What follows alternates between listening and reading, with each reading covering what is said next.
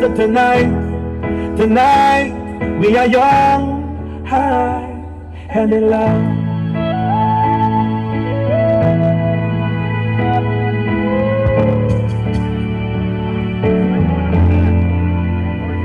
Isabella, one day I'll be a superstar.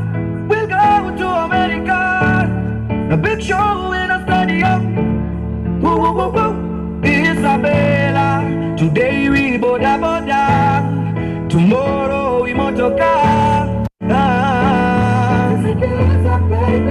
So put on that dress, that hearty tight, and we'll go and dance the night away. Away with you. YOLO, only live once, so me I wanna have some fun. Kuja mifupa kama melodi.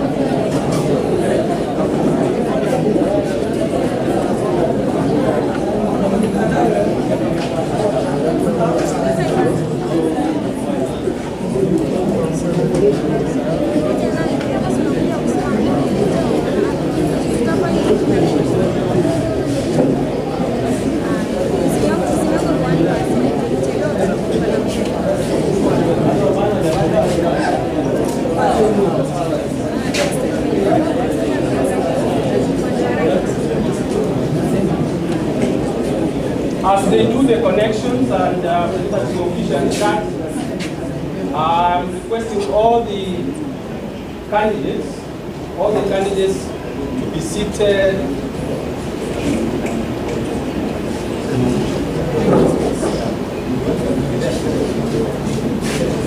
All the candidates will come and sit here. So those who are not candidates, please leave the first two lines for the candidates. Candidates are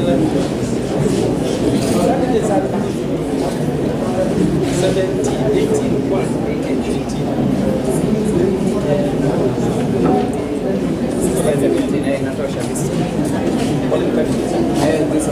Only candidates, please, here. Those candidates who want to participate. Songe haraka. Are you ready? Are you prepared? Are you prepared?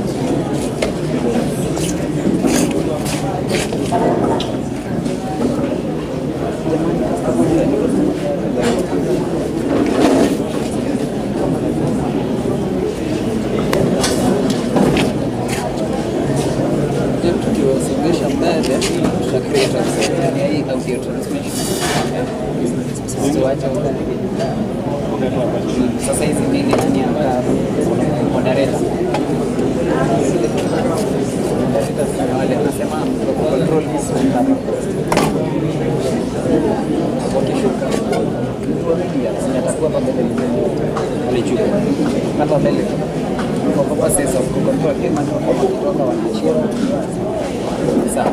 So wakishuka kuchukua microphone watu wake wanapanda na microphone. Hapo control siponi check. Sio sitoke huko kuja hapa katikati. Kwa ile mlango ifunguliwe. Alafu pale hizo kitu ni kwa stream kizima hawezi kueleza hiyo ni stress.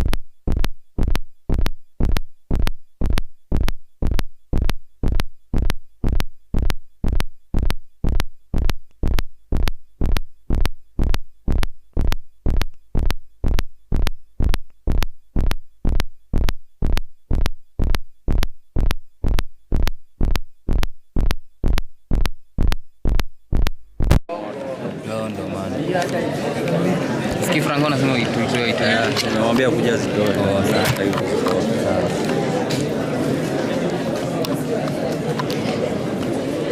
Kwani uko unasikia? Ilikuwa inasikika lakini sasa music venye imepause. Lakini ilikuwa iko sawa, inafanya. Ile inatoa sauti tu smart.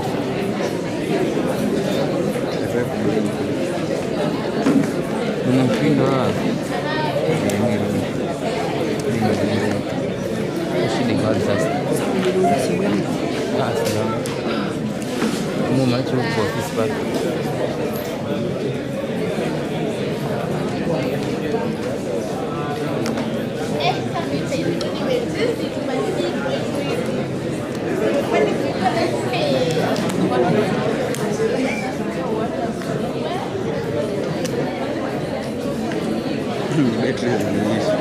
Oh, ndo zimeisha.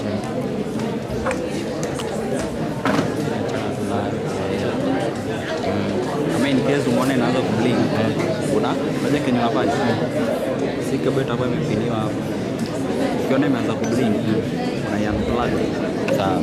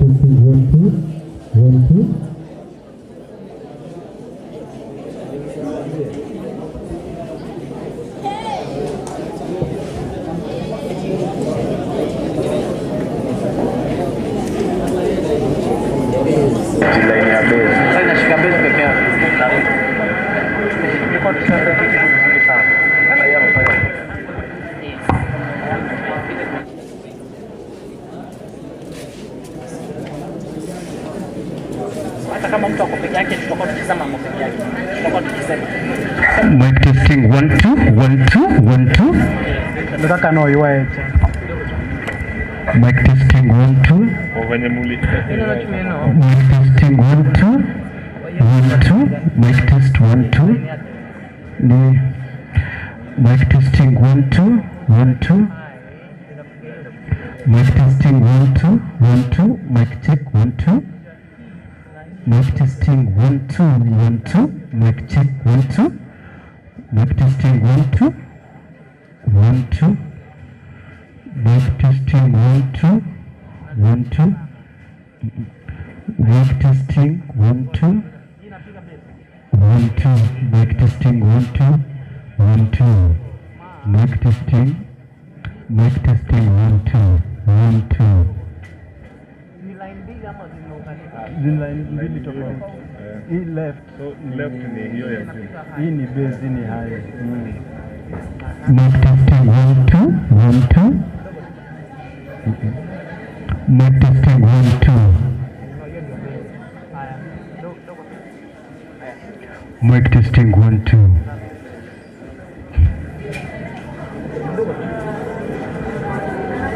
Mic testing 1 2. Mic testing 1 2 1 2. Mic testing 1 2. Karibu kwa mkutano ya leo. 1 2.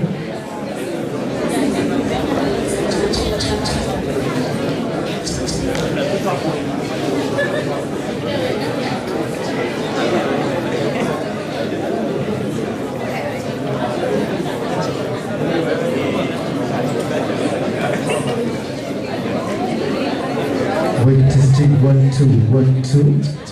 Mic test 1 2 1 2 1 2.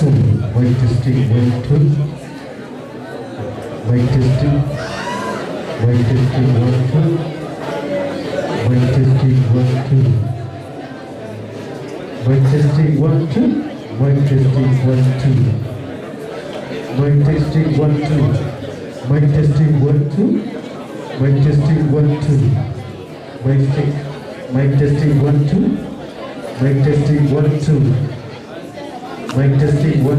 Mic testing 1 2. Mic testing 1 2. Mic testing 1 2. Mic testing 1 2. Mic testing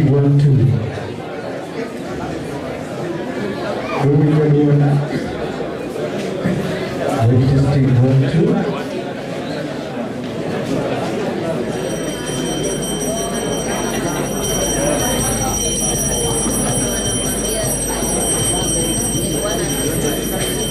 Mic testing 1 2. Mic testing 1 2. Mic testing 1 2.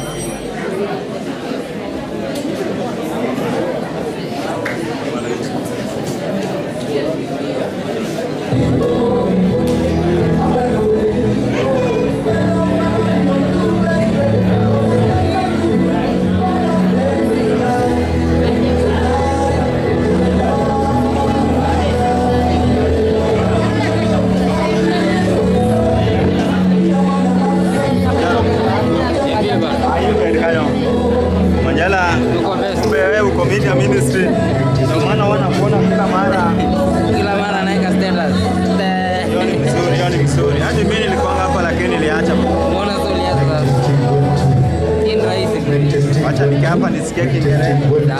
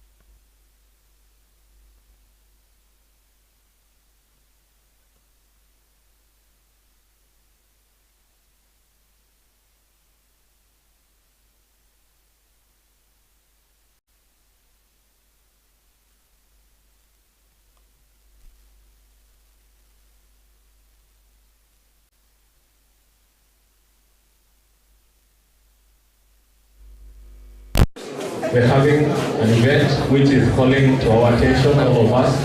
And as you can see, the media is here, and our guests are also joining the congregation of joining the event. Just to inform you a bit of what is happening today, this evening. As you know, this is the month of election in the Taita Taveta National Polytechnic, and having these elections, we always do the debate which brings the candidates together, and as they come together, they explain to the student fraternity and the institution at large their agenda and whatever inspired them to vie for this post. And as you can see, preparations are underway. The panel is ready. The IEBC body conducting the election is also ready, and our candidates are also ready. They are coming as the students and the voters are also here, as you can see, to our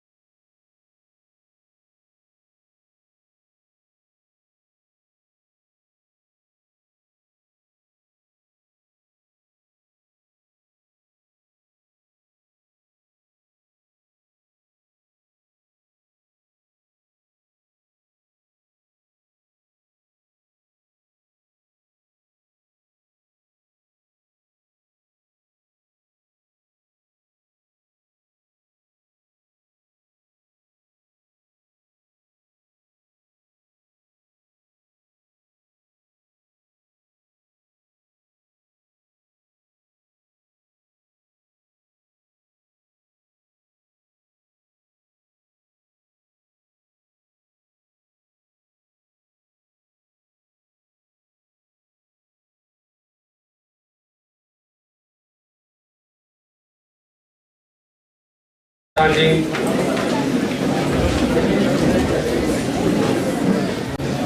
The men, you remove your cape, please. I'm seeing people wearing capes. Remove your cape, please. DJ.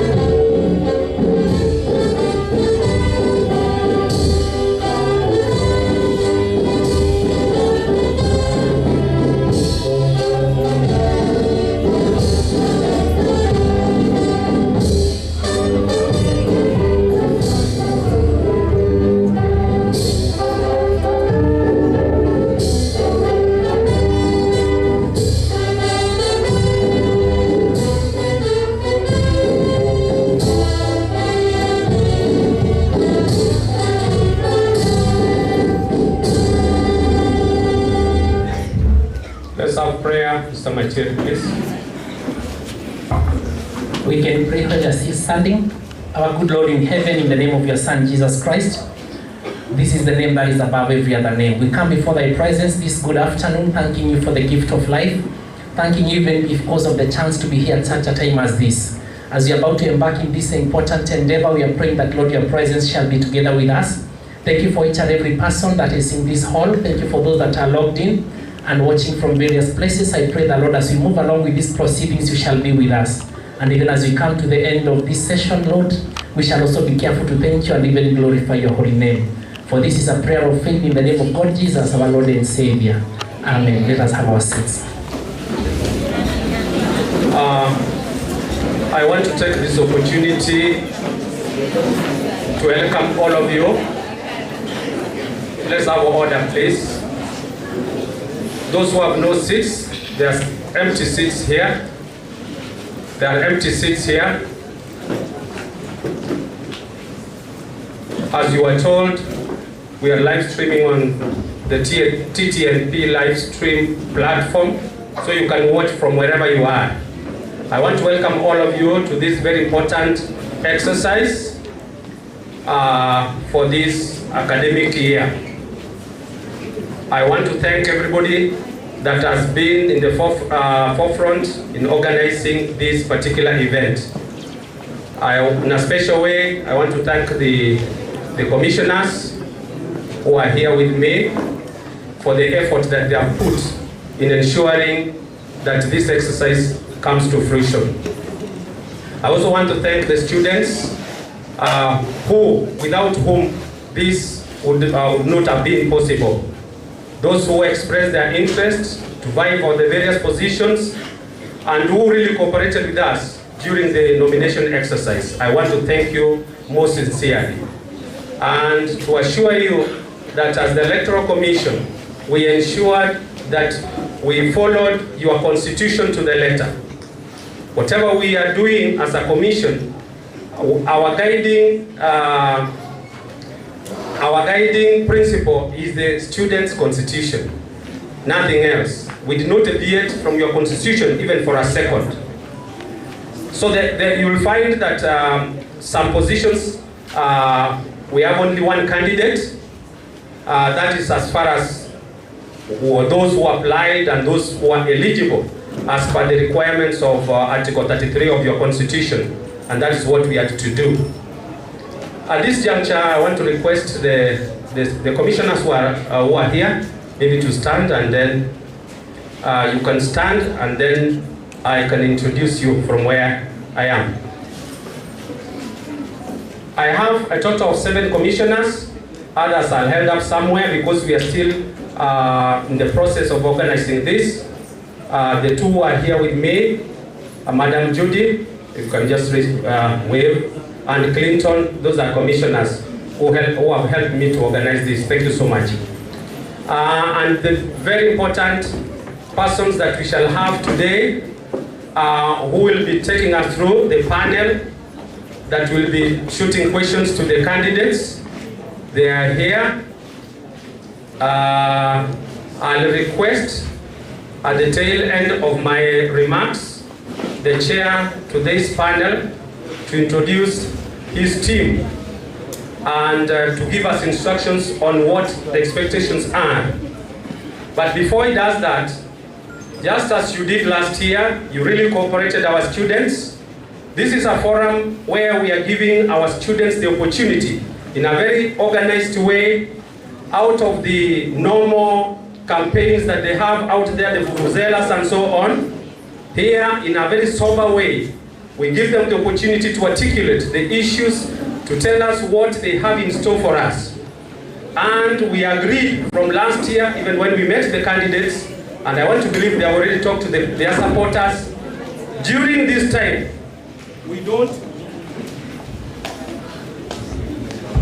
during this time, whenever a candidate is on stage here, we don't cheer, neither do we jeer.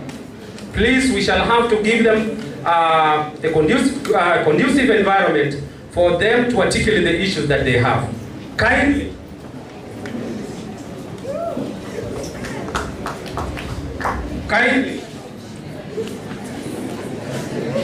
having a challenge with them. Kindly ensure that we cooperate in this regard. Let us not cheer, let us not jeer. Let us allow them to articulate whatever they have. At this juncture, I wish to welcome Mr. Maiteri, who is chairing this panel, to introduce his team and carry on with the rest of the program. Thank you. Thank you, Chair. That the internal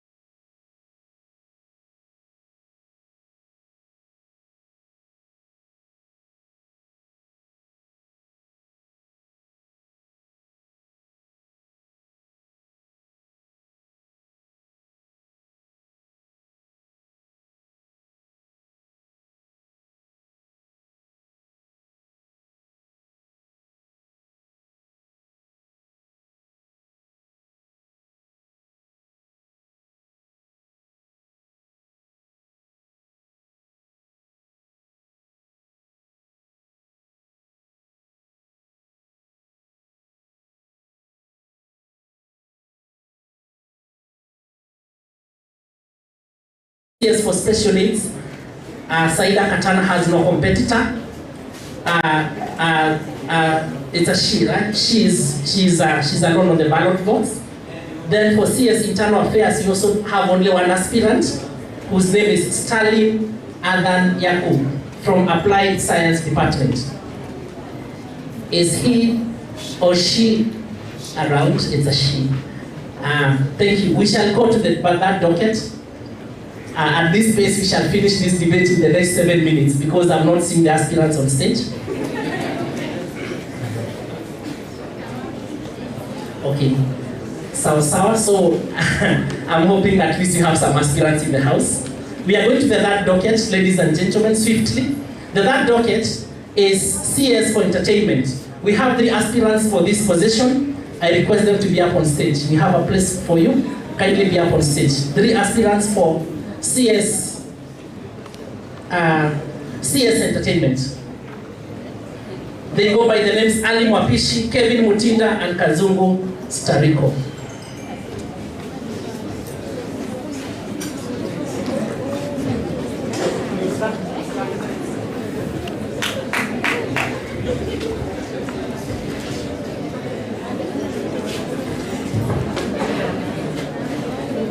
Good afternoon, everyone. We wait, we shall give you a chance. Just hold on a bit, hold on a bit.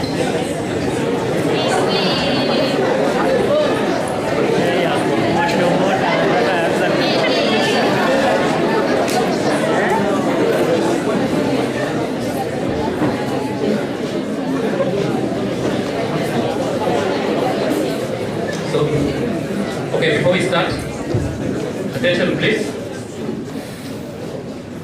Or maybe just to confirm if you are all present, let me see by show of hand who Ali Mwapishi is. Okay, thank you. Kelvin Mutinda, I think you swap with the gentleman in the middle. Then lastly, Kazungu Stariko, on the other end.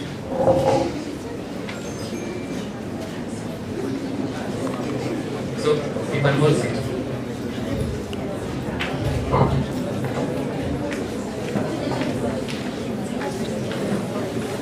Welcome, gentlemen, and I will start with the first question.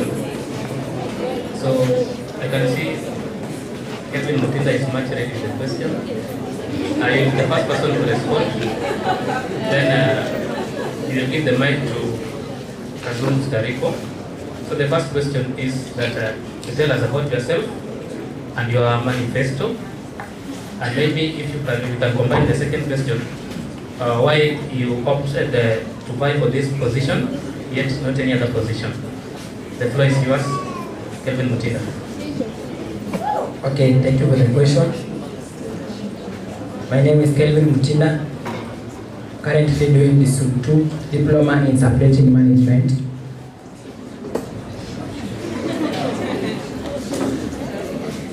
Repeat the question.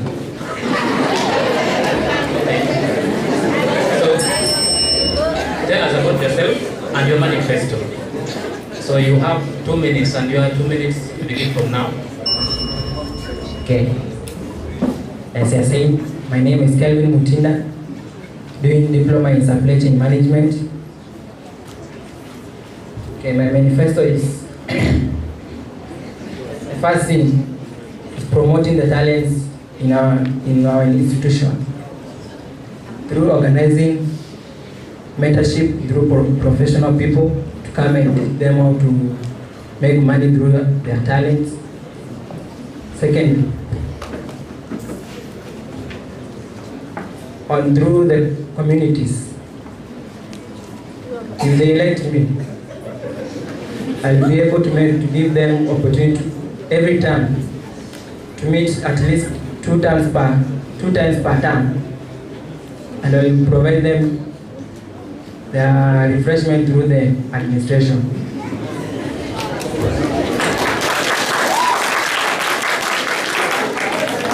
The second question. Let's go to Kazungu Stariko. Kazungu Stariko, tell us about yourself and your manifesto. Good evening, everyone. Okay, Kazungu Stariko. pursuing diploma in electrical chemistry level 6. I'm a dancer, and kwa neema Mwenyezi Mungu mimi ni aspirant CS Entertainment. Kwa manifesto yangu, kitu ya kwanza ni kuweza kuensure kwamba each and every devised talents within this institution is first nurtured and secondly is developed.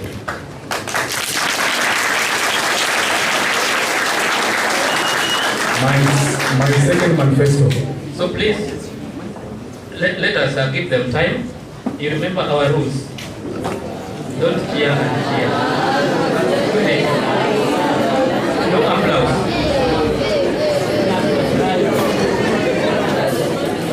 Excuse me. I know some of you were here last year in the year 2024 time like this, and a number of you have come much later. These are the same rules that guided us. Every house has some rules, including the August House of the National Assembly. So I really know that we shall follow the rules. You can cheer at the end. That was one of the rules, I think number 5 or 6. So we shall be reminding you, and where need be, we shall remind you in more than one way. So please adhere to the rules. Mr. Steve, can you continue? I believe you are done. That was my first manifesto. Okay. My second manifesto is to ensure that each and every community and each and every person in different communities is developed in terms of what? In terms of culture and in terms of different talents that we have inside them. And then the last manifesto is we all collaborate as comrades and do one thing at a time. Thank you. Thank you. Just tell us about yourself and your manifesto in a span of 2 minutes. Hello everyone. Hi. Mimi naitwa Ali Mwapishi. Wengi wananijua kama Lamtizo Lomar. I'm a school artist in TTNP. So I decided to vie for this seat of entertainment with the aim of ensuring that all talents are recognized. That is number 1. Number 2, I as an artist have seen many challenges facing this department of these talents, and there are many comrades out there who have so many talents but have not been recognized. So I as Ali Mwapishi, the CS Entertainment, will ensure that all talents are recognized and we all go with the same pace. Na kama kuna mtu akona talent tumpatie platform aweze kujulikana mbali na mbali zaidi. So manifesto number 1.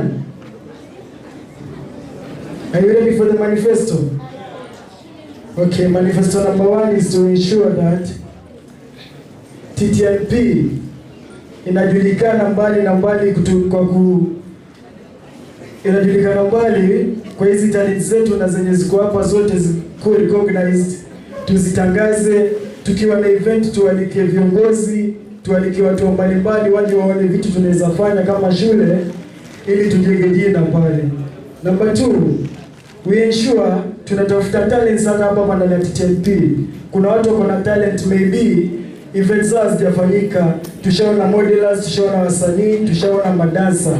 So there are still more talents in this school. So nikiingia kwa hiyo kitu tutakisha talents zote zinajulikana. Asante. Thank you, Ali. So just on to the mic. We are getting into another question and you are the first person to respond to this. Okay. How will you ensure that campus entertainment events reflect the diverse interest and cultural background of the student body?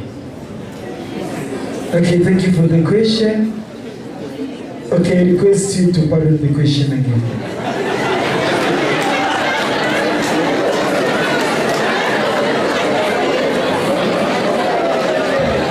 I want to request maybe, excuse me, I know the seats are okay there for the aspirants. I've just remember that when you were watching the last presidential debate in 2022, the aspirants were standing. Maybe when you're standing, Mr. I want to request the aspirants kindly, kwa heshima, hebu simameni. mjibu maswali mkiwa hivyo. Unaona kama askari atende kazi. Steve. So let me repeat the question once again. How will you ensure that campus entertainment events reflect the diverse interests and cultural backgrounds of the student body?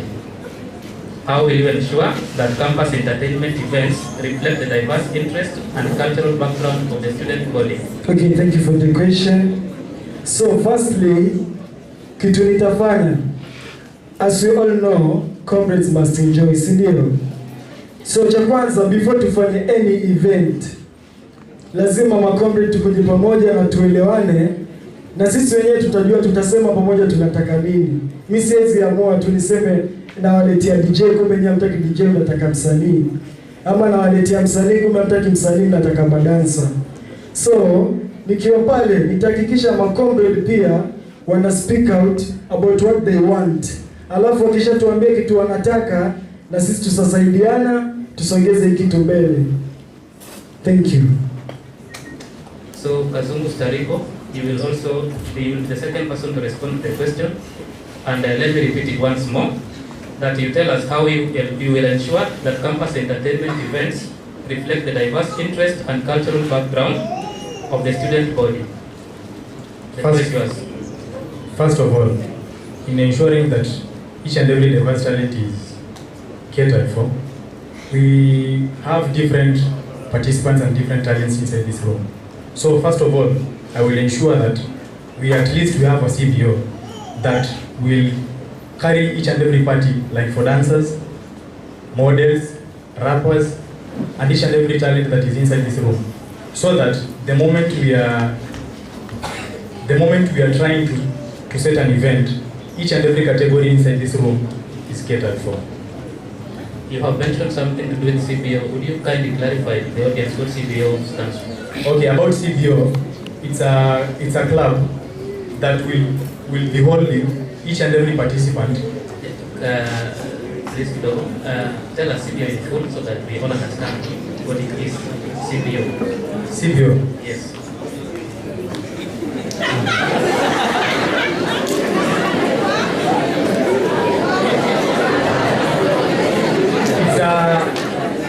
It's a local organization that is united within each and every organization. The question is CBO an acronym or it's an organization? What is it briefly? Is it an acronym that stands for something, or what is it? It's an acronym. So just give us what it means.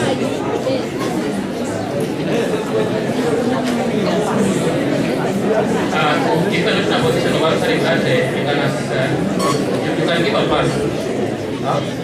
Give a pass if you are not familiar with the answer.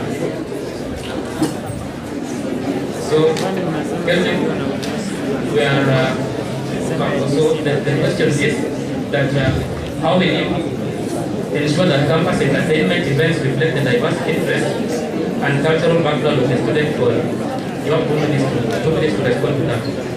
Okay, first of all, we have the media. We have the media in our school. I will use the media. I will use the media to help me.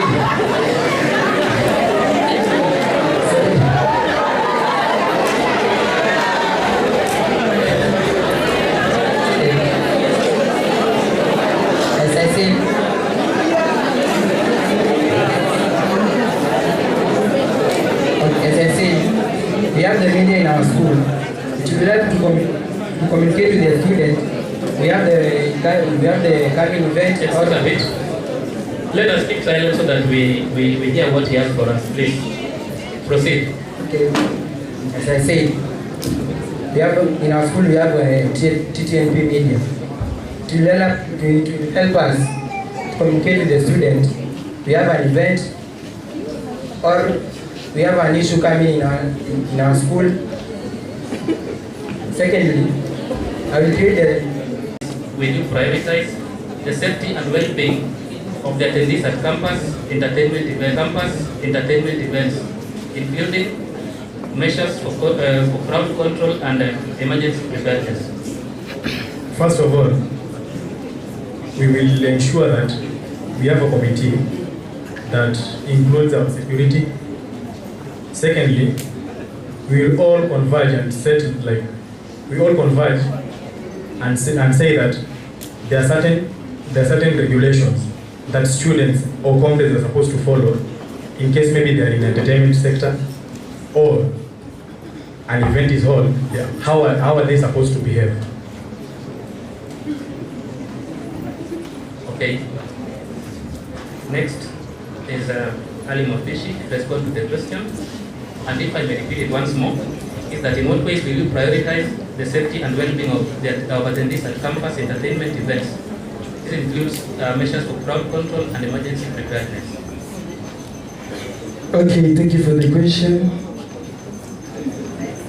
Tunajua kuwa tukifanya event sana kunaweza kuwa kuna chupa zinavunjika, maybe kuna like comrades ni watu wazima, tunaweka hiyo ni watu wazima, na so ikifika time ya sherehe ni sherehe, hatutaletiana masheria mengi, wewe usipande pale usiruke hivi. Kitu tutafanya, tutatengeneza tu team nzuri, kani security tu tupige sherehe lakini tupige na mipaka, tuweke tu mpaka hapa, tusizidishe hapa. Na kama kutakuwa kuna timu nyingine pia tutaitengeneza in case kuna vitu huvunjika, kuna machupa huvunjika zenye zinaweza affect comrades tukiwa tuna enjoy, because it's entertainment na inaruhusiwa watu kuenjoy, na pia kuna bahati mbaya. So ni kutake control. Hatuwezi fuata mtu tema sherehe tumwambie wewe mbona umelewa, hatuwezi. So kitu tutamwambia bro cheza chini, kwa sababu kuna watu wengine hapa, at least kila mtu enjoy, mpatie nafasi, uwe simama hivi na tupige sherehe. Thank you for the question. Thank you, Rosita. Should I repeat the question? The question is, in what ways will you prioritize the safety and well-being of attendees at campus entertainment events? This includes measures for crowd control and emergency preparedness. Cha kwanza, hii shule hospitali yetu ni moja, ndio. Kwa ni event na make sure tunaongea na madaktari wa moyo, analeta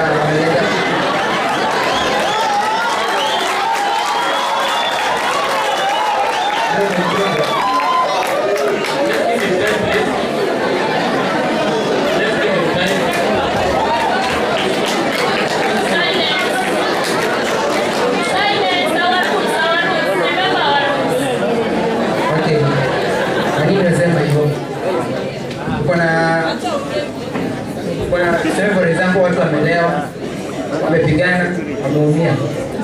Hiyo ni wanapeleka hospitali haraka. Kuna security, unaongezea security, wanaongezeka. Kila mahali unakuwa na security, unakuwa na order.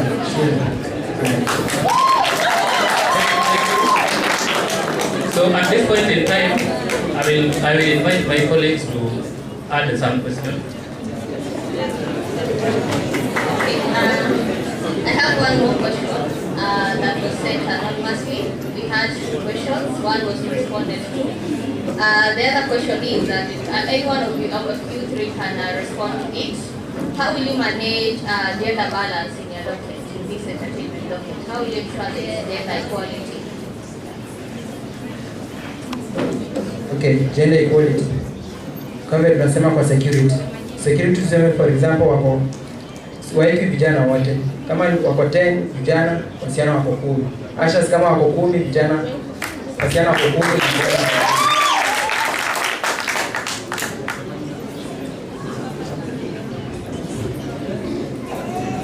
Next, Ali Mofishi, respond to that.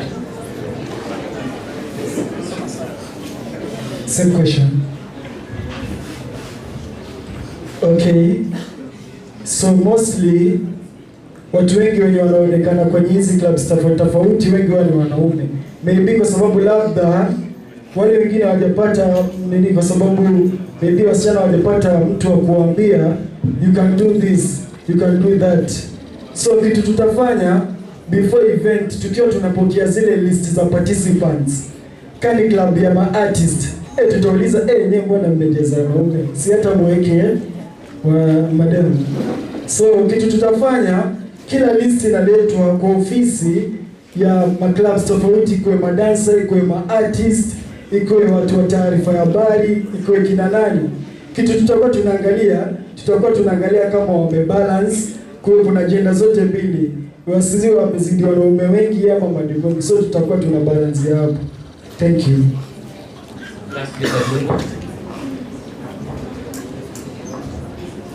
Okay, in the sector of gender balancing, nita ensure ya kwamba sote tunajua kwamba there are some activities wasichana wanahitaji kufanya, ndio? And then I will also set aside that tukue na open forum ya kila mmoja wetu, including that kuna boys, kuna girls. Tujiulize kwa huu upande, what are the interests of ladies? Kwa boys, what are the interests of boys? Juu we cannot do each and every, hatuwezi fanya event zote kwa upande wa wasichana na hatuwezi fanya event zote kwa upande wa wanaume. So tutaketi pamoja na wao tuweze kuwauliza ni kitu gani mnahitaji kwa upande wenu, kwa sababu mfuko wetu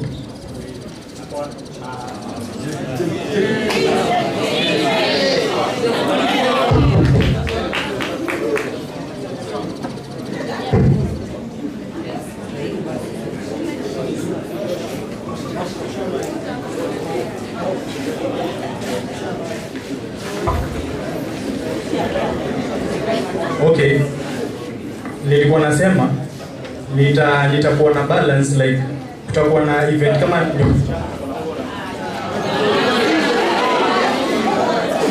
tutakuwa na fora tumehusisha kila mtu, so tutakuwa na interest za boys and girls to ensure that pia wasichana wameparticipate na wanaume wameparticipate, and then pia kuna upande like sharing of hizo responsibilities, pia tuta ensure kwamba wasichana pia wamehusishwa kwa hizo nini.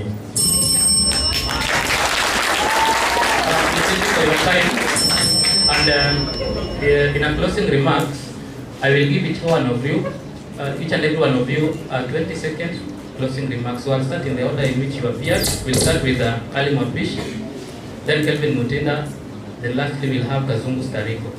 20 seconds closing remark as we exit the dais.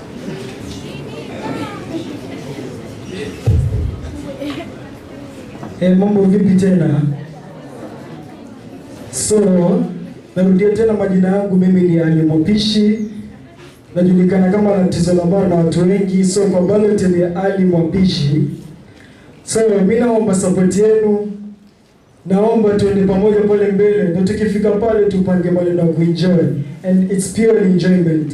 I promise you the school will have a difference. Itakuwa na difference, itakuwa kama high school.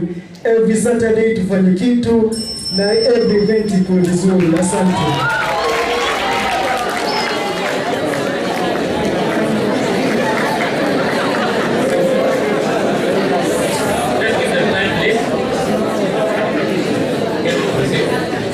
Okay, narudia jina. Naitwa Kelvin Mutinda. Nafanya Kisumu. Tunaomba support yenu. System inafaa kwa pale student center. Mkichagua lazima nitairudisha.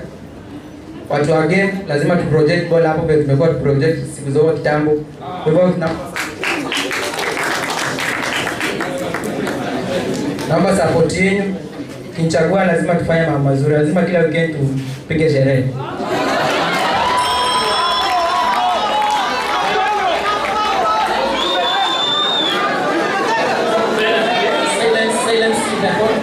Silence in the hall. Okay, Kazungu Stariko, na kwa ballot pia ni Kazungu Stariko. Na pia kwa ballot utaona msi yako na dread, amevaa ready na ako ready kumtumikia.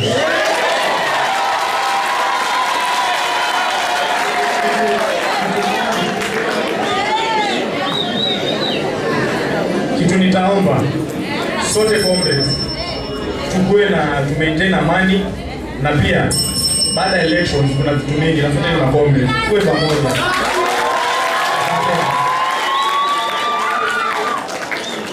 Thank you. So we thank you for your time and we wish all of you the very best in their appreciate them as they go off the stage. We can appreciate them.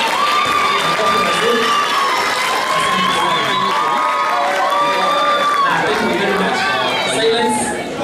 That was CS Entertainment. We want to thank the aspirants, Ali Wapishi, Kevin Mutinda, and Kazungu Stariko. We are going one way. Just before we go to the fourth docket, which was CS for Sports, I want to ask, maybe for the final time, for the final round, there's some noise in the hall. Security, kindly try to assist me. Those people that are noise makers, remember how we can make them to have the hall being bearable, because you want the noise levels to be low. So I want to ask maybe whether we have in the room, this is for the last time, Saida Katana. This was CS for special needs. Maybe do we have her in the auditorium? Once more, Saida Katana. This is for the last time. Again, for the last time, that was for CS special needs. Then there was CS internal affairs. Maybe for the last time, do we have in the house Stalin Adan Yakub?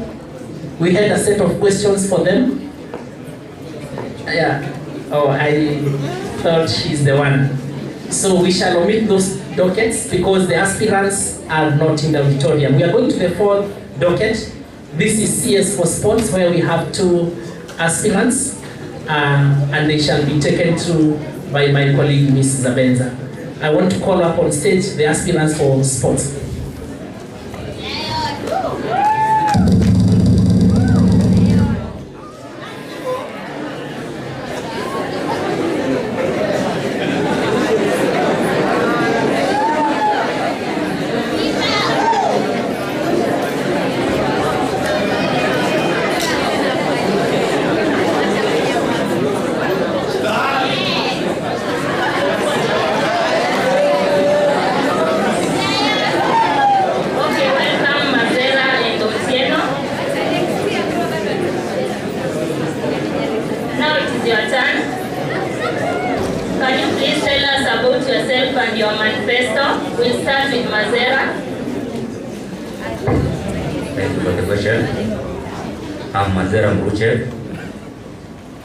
Admission number 17119.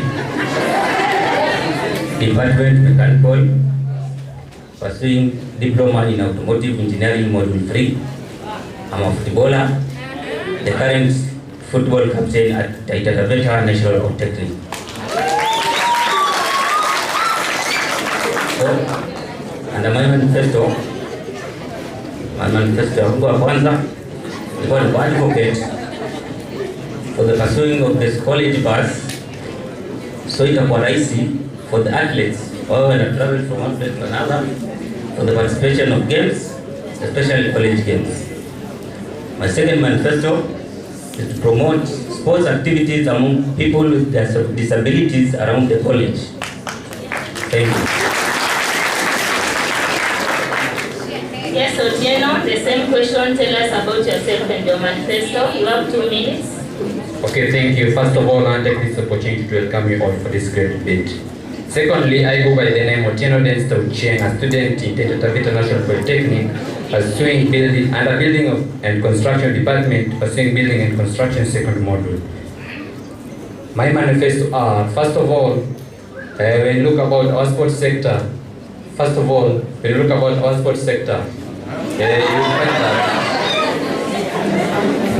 you will find that we doesn't have different training equipment, starting with the basketball team. Like for example, right now, to your surprise, you'll find that the basketball team, they buy ball for themselves in order to play, and here they are playing for the institution.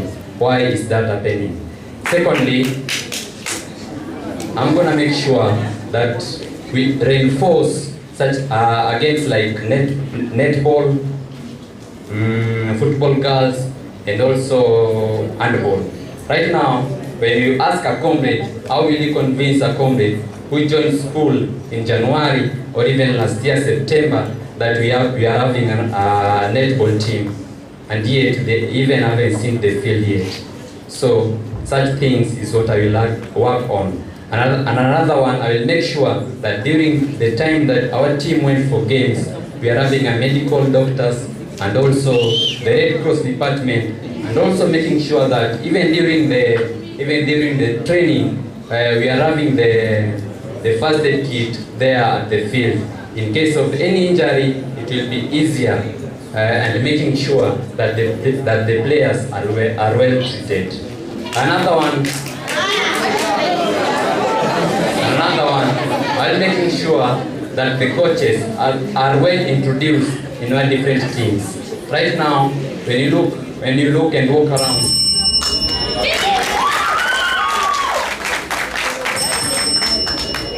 that means your 2 minutes are over. I've seen you like sports. What's trending in sports? Mazera? The football fan, what's trending on sports? The defeat of Man City at Etihad by Real Madrid.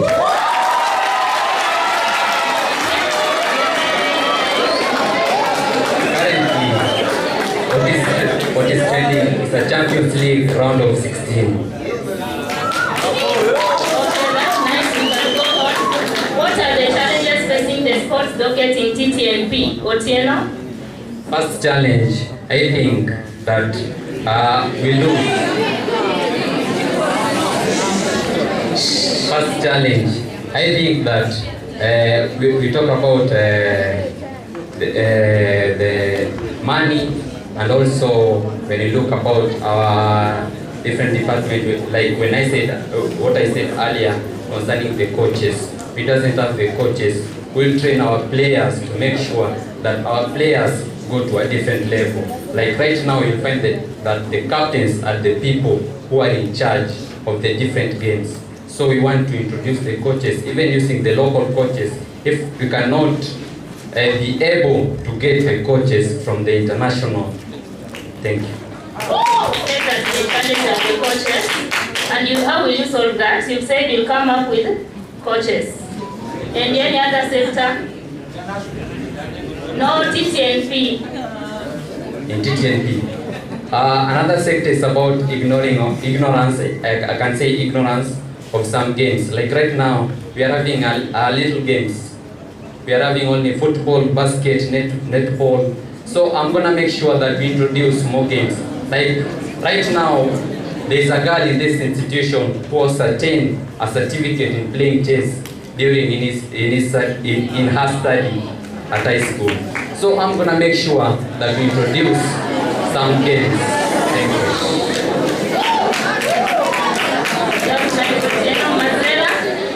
What are the challenges facing TTNP and how can you solve that? The first challenge, there is a challenge in these facilities where the trainees used to train. The first one is the basketball court. The court is in bad position for the comrades to access it. So, in my administration, through the sports office, the administration, and maybe to involve the county office, to try to improve that infrastructure. My second challenge goes to the second challenge goes to some games. That's the game that are dominantly out of these institutions. For example, when I was at Pressure, there was a game called the netball. At this time, that game is no longer here. So, in my regime, I will make sure that that game revolves again. Thank you. Okay, what measures will you implement to promote gender equity and diversity in sports?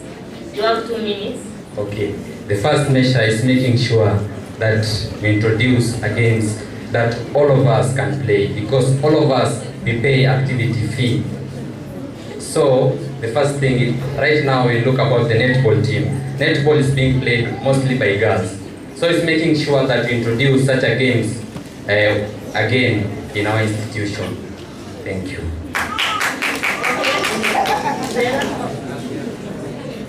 The matter concerning gender equity, in my regime, and make sure that all the decisions that I will be making will be involved both equally gender, so that there will be equity in decision making about regarding sports.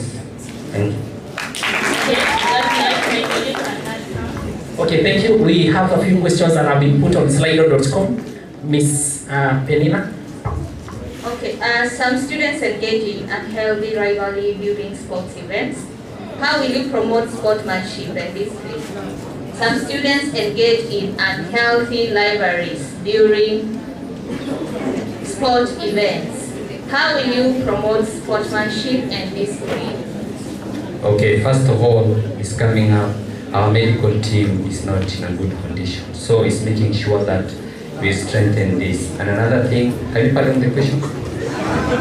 Some students engage in unhealthy rivalries during sport events. How will you promote sportsmanship and discipline? Okay. First of all, when you look about our sports sector right now, when you got injured, when you got an injury, you go and treat yourself by your own money, and yet you are paying the fee. Thank you, Mr. Benster. I want to elaborate the question because I want to elaborate the question to the aspirant. The question is asking on something to do with discipline issues. And so as my colleague has read, it is asking about, I want to read it the way it was phrased, because it was phrased by your colleague comrade here in the auditorium or somewhere watching. Some students engage in unhealthy rivalry during sporting events. Full stop. How will you promote sportsmanship and discipline? Okay. First of all, it's just using our security team. We are having a team. So this team is the team that will help us in making sure that we are having order. In any case, we are having a sports in our school. Thank you. Yeah, Otieno, the same question.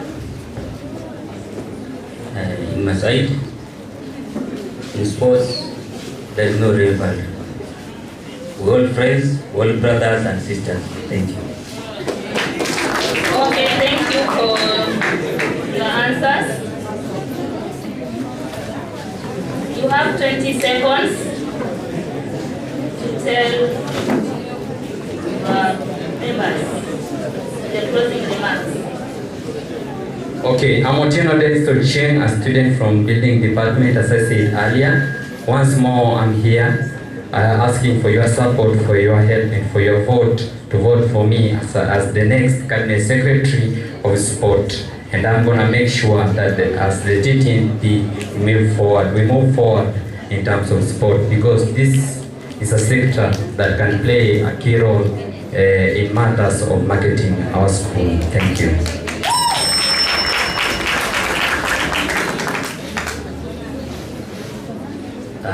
Earlier said, I'm Mazera Mbuche, vying for the CS Sports, na nachoomba kwenu kama comrades, kama wanafunzi wenzangu, ni support yenu, kura yako ifikapo Ijumaa. Vote for Mazera, mbele kuna nuru.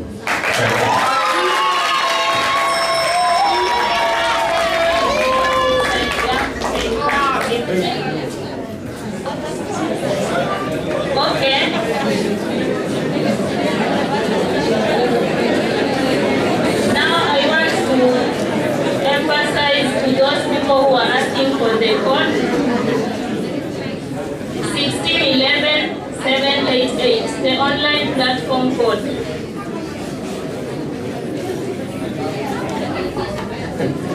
Thank you, Mrs. Abenza. I have felt like we want to give just a short applause to the contestants, because coming up on stage sio rahisi. So let us give them a short applause. Mazera and Benza, just a short applause.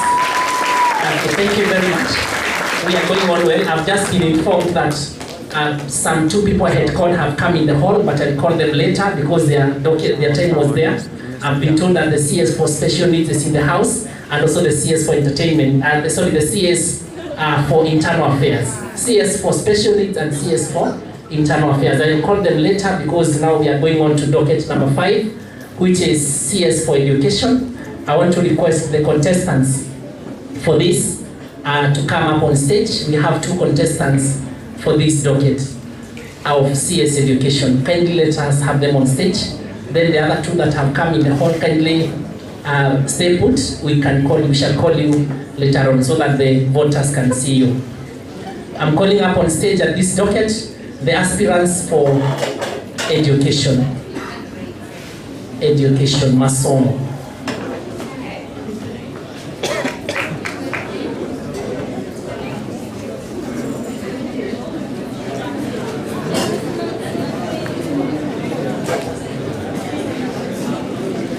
Okay, thank you very much. I want to believe that you are ready for this forum. I want to confirm that we have on stage one James Moturi, by a show of hands, James Moturi, and your counterpart is Ibrahim Ali. Thank you. So we start with Mr. Moturi. I believe you have can have a microphone for about 2 minutes. Kindly tell us about yourself and mention about your manifesto.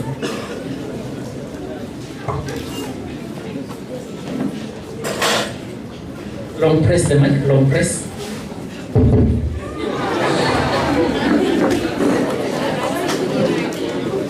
Thank you very much. I go by the name James Muturi, a student in Taita Taveta National Polytechnic, doing an hospitality course, Diploma in Food and Beverage Management, Module 3. And before you here, I stand as vying for the seat of CS Education. First, one of my manifestos is that, as we all know, we were recently promoted to a national polytechnic. And being that we are a national polytechnic, we have high number of intake of students. That's why you get some of us learn under the tent. And in those tents, there are no whiteboards. So I'll champion for these movable whiteboards. Because me, I fully understand that. The way I understand what the teacher is teaching and how my fellows are understanding are two different things, and we all want to graduate. Secondly, my second manifesto is about the class rep. As you all know, the class reps do a lot of work, which is not an easy task if you are given to you. So I'll represent the grievances of the class reps to the relevant authorities. Thank you very much. You're welcome. Let us have Ms. Ali. The same question.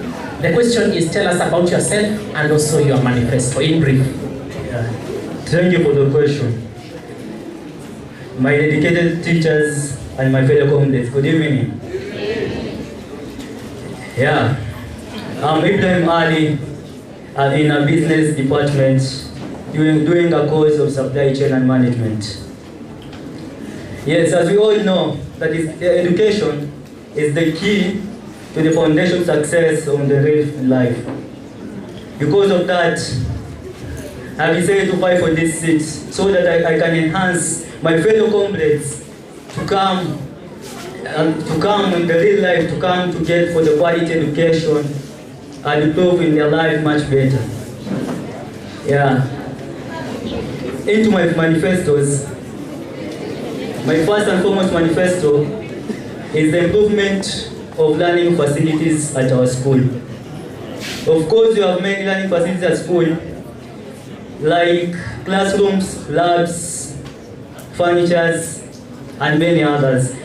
In short, in our classrooms, I ensure that in relation with administration, that we have more classrooms at large so that education to be improved. And the other manifestos is the Wi-Fi fidelity.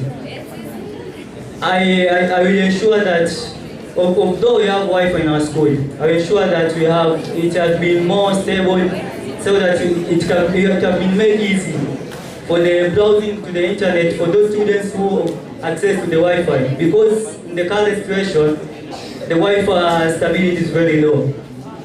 So I ensure that the administration will work on this.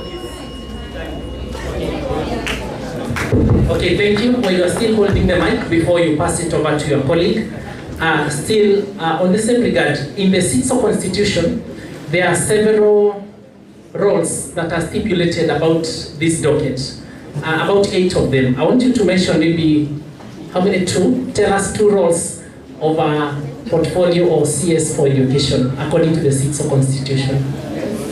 Thank you for the question, sir. Yeah. Into my first point, I will ensure that I chair all students' academics committee. And we follow the constitution. Hope you can get that. Point number 1.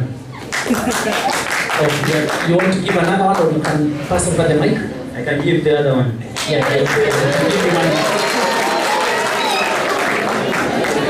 Yes. In relation with the administration, I will ensure that all students' grievances, I will gather student grievances and report to the executive and the administration. Okay, thank you. We want to hear from Mr. Moturi. Maybe he has not exhausted the responsibilities, isn't it?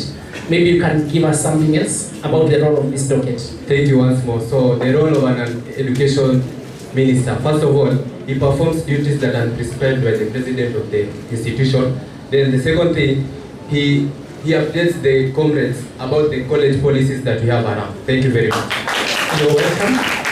Okay, having decided to vie for this docket, I want to believe that you are conversant with the challenges that may be affecting the smooth learning of TTNP, because education is about masomo. So I want you, Mr. Moturi, to tell us a few challenges that may be affecting the learning which shall be under your docket, the smooth learning in TTNP. Are there some challenges that you have been able to identify when you are choosing maybe to vie for this docket? Thank you. Yes, there are some challenges.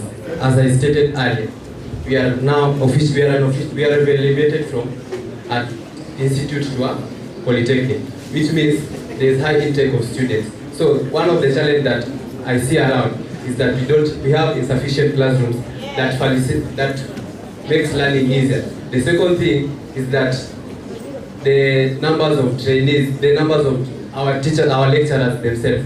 I feel that the lecturers themselves, they are small enough. Say that last point again. Say that last point again. Like, for example, what I'm trying to say is that the number of the lecturers who are teaching us, you get one lecture teaches more than 2 units. So in short, there's shortage of manpower from the lecturer's side.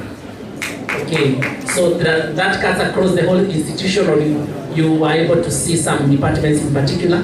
There's a shortage of manpower in the whole school, right?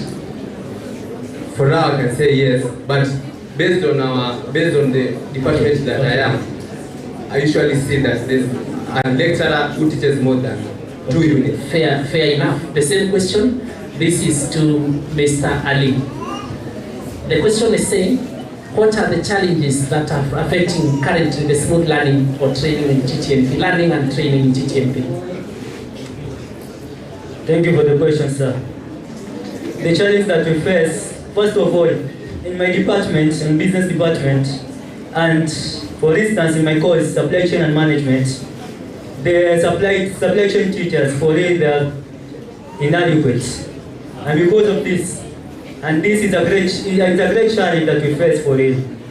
You can see that in supply chain and management students, they really suffer on their learning because of the teachers, the small number of the teachers. So this is the greatest challenge. So please, if the administration can hear this, they can support us to have an implement to our supply chain teachers so that to make easy learning for us. Okay, thank you. I'm going to ask 2 quick questions, then my colleagues will also read a few from the platform. These are questions for Mr. Ali.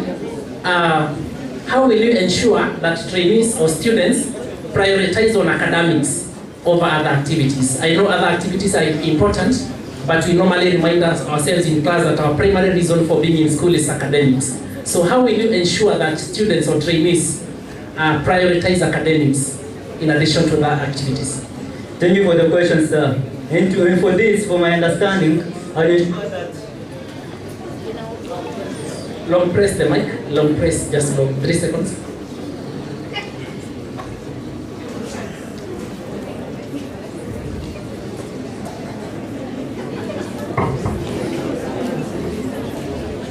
Yes, for my understanding, for the question, as you have asked, sir, is that I ensure that we hold motivational activities whereby I will urge the administration that we have motivation activities whereby motivation speakers will come to our school and have talks with the students and give them advices for the better learning to their real life coming next.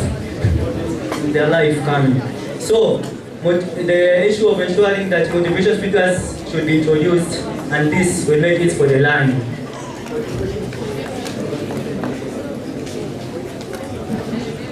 Thank you. I believe you have exhausted your answer. The same question to Mr. James Muturi. How will you ensure that students or trainees prioritize on academics among other activities?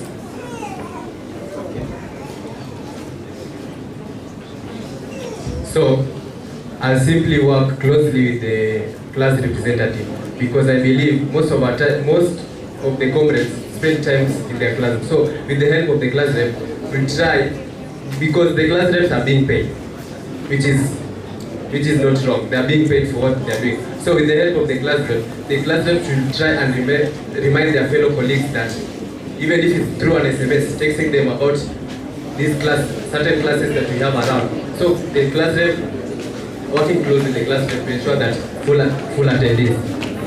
Okay, thank you. Maybe as I had said, I'll just ask the last one, and then we can have a few that have been asked online.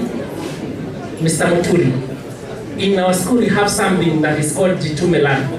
I would like you to tell us what it is, and maybe after you tell us what is Jitume Lab, you are going to mention at least one or so services that is offered in that lab called Jitume Lab.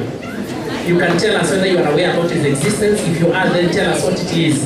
Thank you, Mr. Muturi. Okay, thank you very much. Let us have some silence in the auditorium, please. Let us give them some peace so that they can be able to answer the question somally. Yes. So thank you very much. I'm aware of the Jitume Lab. It's located in the tourism sector, the floor that is up there. So what Jitume Lab simply entails is that Jitume Lab, it helps the students who are conversant with, who want to know more about the online business, the online marketing. So it briefly equips the students with online skills that they may use in their day-to-day lives. Okay, thank you, Mr. Ali. The same question. We have been told where the Jitume Lab is located. So unless you have a different answer about its location, maybe you can tell us what is offered there. There are a number of services that are offered there, and in your docket, this is something that you should be conversant with. Maybe you can add to what your colleague has said. Yes, for this, I can say that, as we all know, that Jitume Lab is a project from the government, and this has been brought to our school to ensure that online business classes are being conducted over there. Online business classes. Yes, people are being yes, people. Online business classes are being conducted there.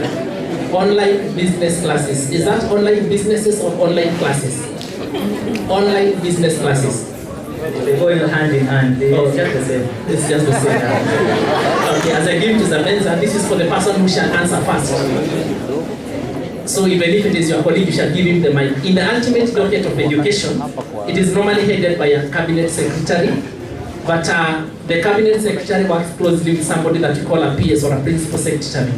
And one of the state departments where we belong as a national polytechnic is the State Department of TVET. I would like you to tell us, any one of you, you can actually, who is the CS for TVET in Kenya? Not CS, but PS, sorry. PS is Permanent Secretary. The one who knows first, if you are the one continuing. Thank you very much. The Permanent Secretary for TVET is Dr. Esther. I know it's Dr. Esther Okay, fair enough, that is okay. It is, you have got it right, the first name, it is Dr. Esther Moria. Okay, Sam.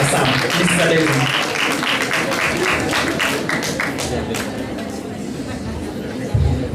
Thank you. So, there is a question from the audience, and I will just put it the way it is asked.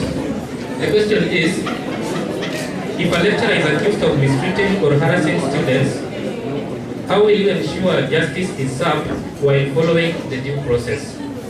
The question is, if a lecturer is accused of mistreating or harassing students, How will you ensure justice is served while following due process?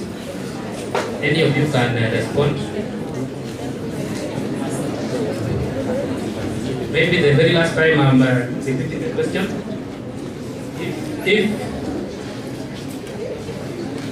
If a lecturer is accused of mistreating or harassing students, how will you ensure justice is served while following due process? So firstly, if a lecturer is, pardon? It's okay, we will, you have gotten the question, you can respond to the question. Did you get the question? Oh, I'm going to ask another question. I'm sure the members of the audience had the question, so I want to pick another question randomly. I want to read the last one.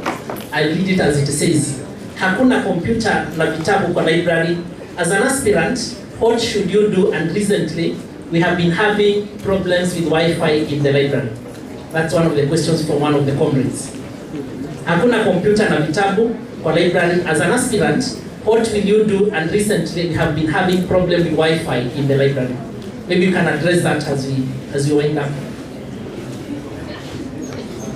Oh,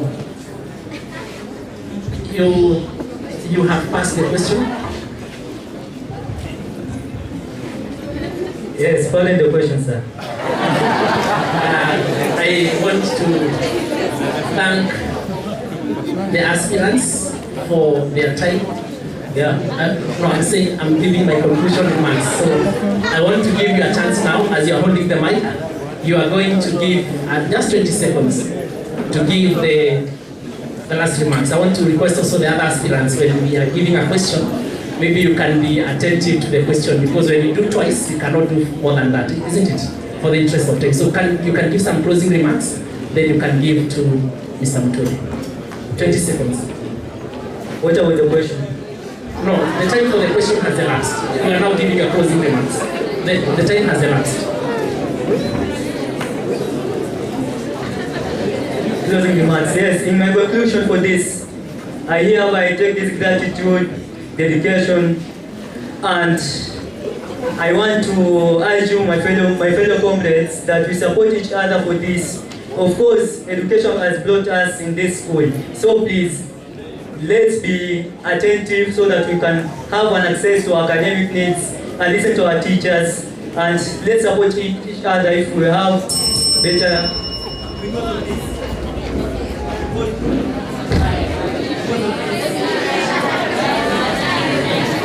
Oh, maybe it would have been fair for him to finish that statement. So I don't know, fundi wa mitambo, mpe nafasi amalize hiyo statement. Sindio? On time imeisha. Ukazima mic. Had you exhausted your remark? I think 1 second.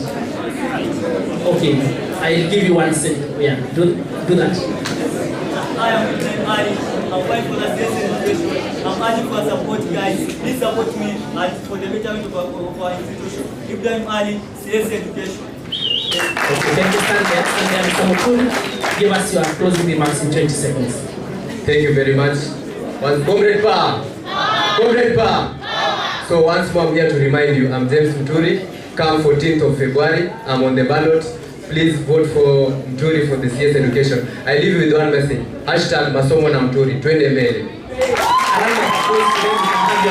Thank you for your time. Let us give them a better applause than that.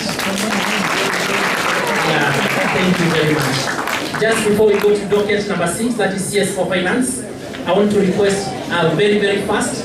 We have somebody on stage by the name of Saida Katana, who is an aspirant for CS Special Needs. She has requested that because I had called her severally and she came in late, she comes on stage. So I have granted that. But because she has no competitor, we shall just ask a few questions so that the electorate can also see her. So I'm asking right now, can we have the aspirant? And I hope it's true that she's in the house, Saida Katana.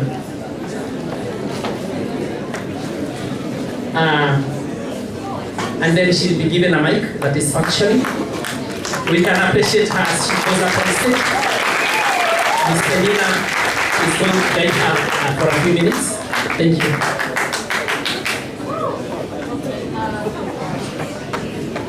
Welcome, Saida. Okay, can you briefly tell us about yourself and your manifestos?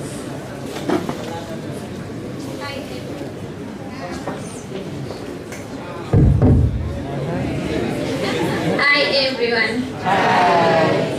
My name is Saida Katana and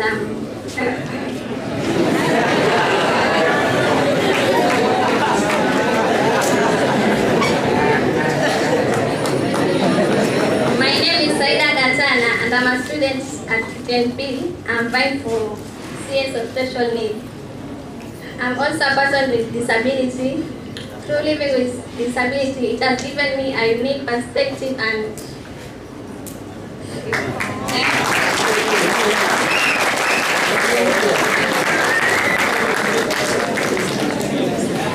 okay, tell us about your manifestos.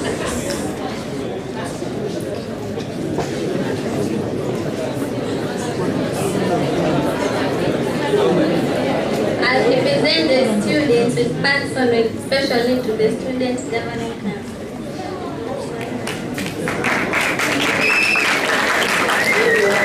Saida, can you tell us which body represents people with disabilities in Kenya?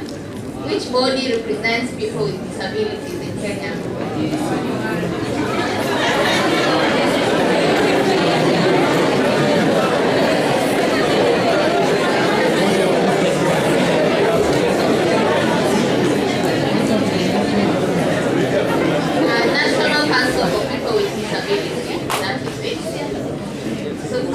How will you advocate for inclusivity of trainees with special needs?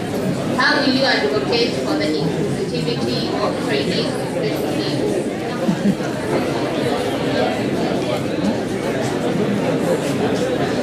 How will you ensure that the students who have disabilities are included in activities that are running around the school? Basi labda unaweza jibu hilo swali kwa lugha yoyote ama namna gani? Unaweza jibu kwa Kiswahili ama kwa Kiingereza.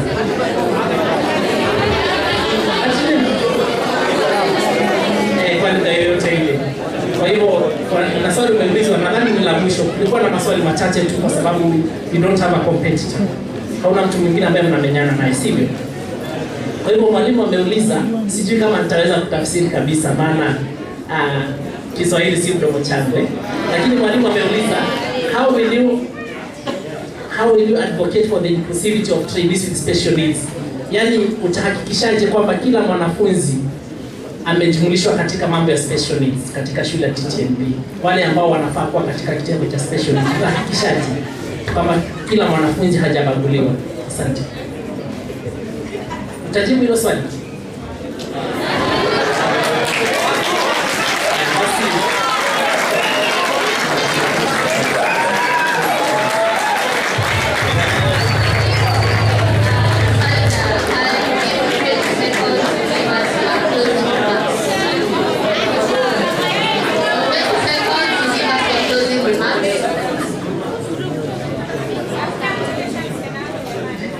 Okay, Miss Namengi.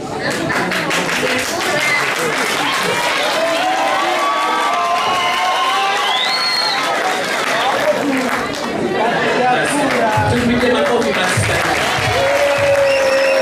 Saida Anapendi amesema mpige nini? Mpige kura. Asante basi. Nilikuwa nimesema kwamba tumepita yule wa internal affairs, lakini nimejulishwa kwamba yuko hapa. Just before the aspirants for finance prepare to go on stage, we want to see, because we shall be voting for a docket tomorrow. That is internal affairs. We have only one aspirant. Her name is Stalin Adan Yakub. If she can hear me, we can give her a moment to be on the platform, on the podium. I was informed she was around. Is she there?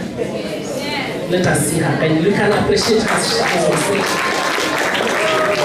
She shall be asked just a couple of questions by one of my colleagues here, Mr. Maybe. Yeah.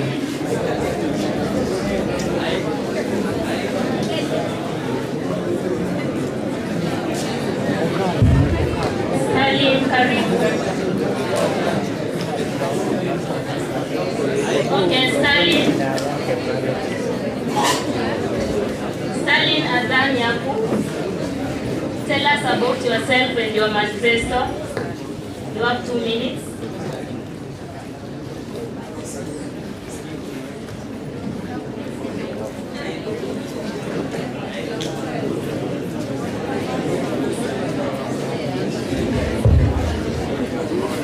Okay, hello everyone. Hello. My name is Stalin Adhan. I'm a student from Applied Science Department. I'm pursuing certificate in General Agriculture. I'm vying for CS Internal Affairs.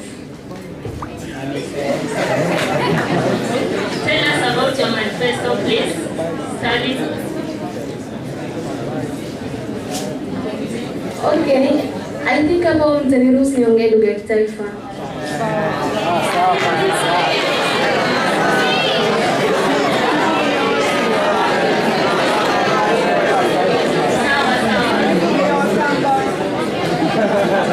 Okay, kama mimi CS Internal Affairs, manifesto yangu ya kwanza ni issue na girls, especially hostels. I'm supposed to deal with cleanliness.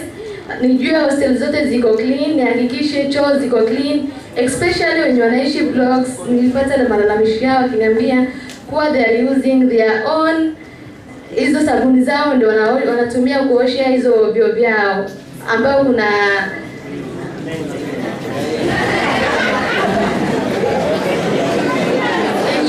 wanashida na hizo sabuni, na nitahakikisha watatumia hizo sabuni zao tena kuosha hizo vyoo because they are paying school fees. Nyingine ni issue na showers. Nilisikia mara nyingi hazikuangi kwa bin. I make sure that always they're there.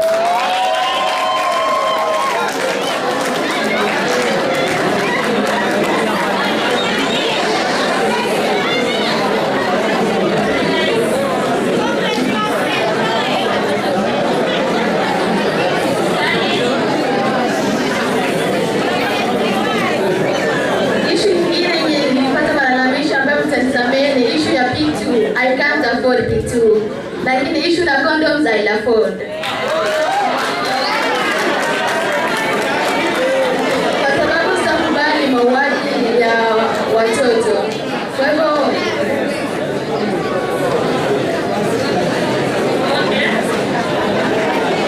another thing is about lights and bulbs and sockets, hostels. Na hizo vitanda, I'll make sure every hostel socket iko sawa, iwe boys, iwe girls, na lights zote ziko sawa zenye zinatumika. Okay, Stalin. Stalin, you are aware of the sister constitution. What are your roles as CS Internal Affairs? My roles: 1, I shall carry out any issue that will be prescribed by the Mr. President. Another one, I should carry about issue cleanliness, also issue bulbs and sockets. That's my role, Internal Affairs.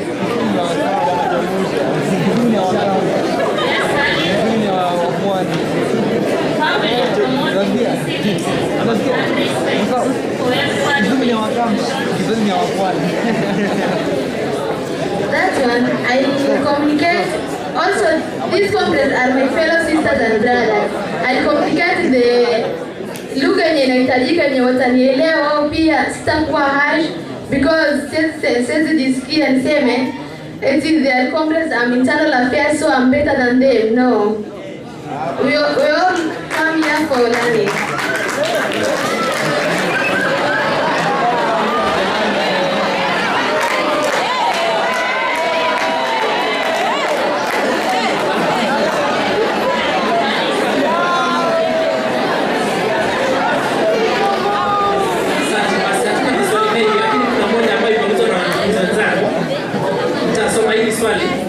Nimeulizwa na wanafunzi wenzangu. Sikiza swali. Nitasoma kwa Kiingereza. Since the sick sheet isn't working at the moment, what alternative will you give to the comrades of TTNP on matters health? I'll read the question once more. Since the sick sheet is not working at the moment, what alternative will you give to the comrades of TTNP or matters head? I hope you know the situation. Okay, thank you for the question. For example, jana usiku nilishinda na msichana mmoja nikatoka saa 7 and I'm not bado sijaapishwa for internal affairs. Na hakukuwa na sick sheet, hakukuwa na driver and nilisimamia kila kitu.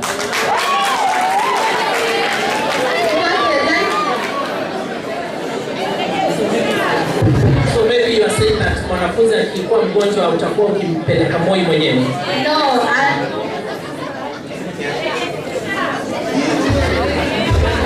jana usiku nilicommunicate na Madam Laura ambayo ni also she's a teacher. Alikuja akanisaidia, akapigia driver akamwambia ako off. Kwa hivyo hatutapata gari. Lakini sick sheet yeye ndo alinisaidia, hakuwa na sick sheet.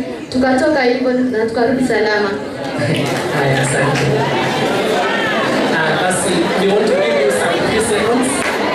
Mr. Benza, you can guide her for her closing remarks. You can guide her. Stalin, in 20 seconds, you can tell us your closing remarks. Okay, let me take this opportunity to thank you all for kunisikiza. My name is Stalin Adan. Yakub, a student from Applied Science Department. I'm pursuing certificate in sustainable agriculture. Tupigie makofi. Stalin Adan, tupigie makofi. Asante, that is the aspirant for CS Internal Affairs. We only had one aspirant. We are going to docket number 6. This is CS Finance. You have 2 aspirants. They will be taken over by my colleague, Mr. Steve. Let us have the aspirants. From the audience, from members of the audience, thank you for that. Let us have some silence now. The aspirants are already on stage. The aspirants are already on stage. Let us give them some time because we have a countdown. Thank you. Thank you. Mr. Singh. Thank you, Mr. Ken. So we welcome you, and just to confirm if you are rolling, let me see Mr. David Louis. Then lastly we have Ali Simon, also known as Alibaba. Okay, so as you heard from the audience, they are expecting much from you, and maybe the first question in the order in which you appear, tell us about yourself and your manifesto in a span of 2 minutes each. I'll start with you, David Louis. Thank you very much. Through our respected panelists, my fellow aspirants and TTNP students, good afternoon. My name is David Ndui, a student in business department, pursuing diploma in business management. I am honored to stand before you as a candidate of finance position. I believe in responsible financial management and accountability and trust. My manifesto one I will start with, I will enhance financial accessibility without delay. For example,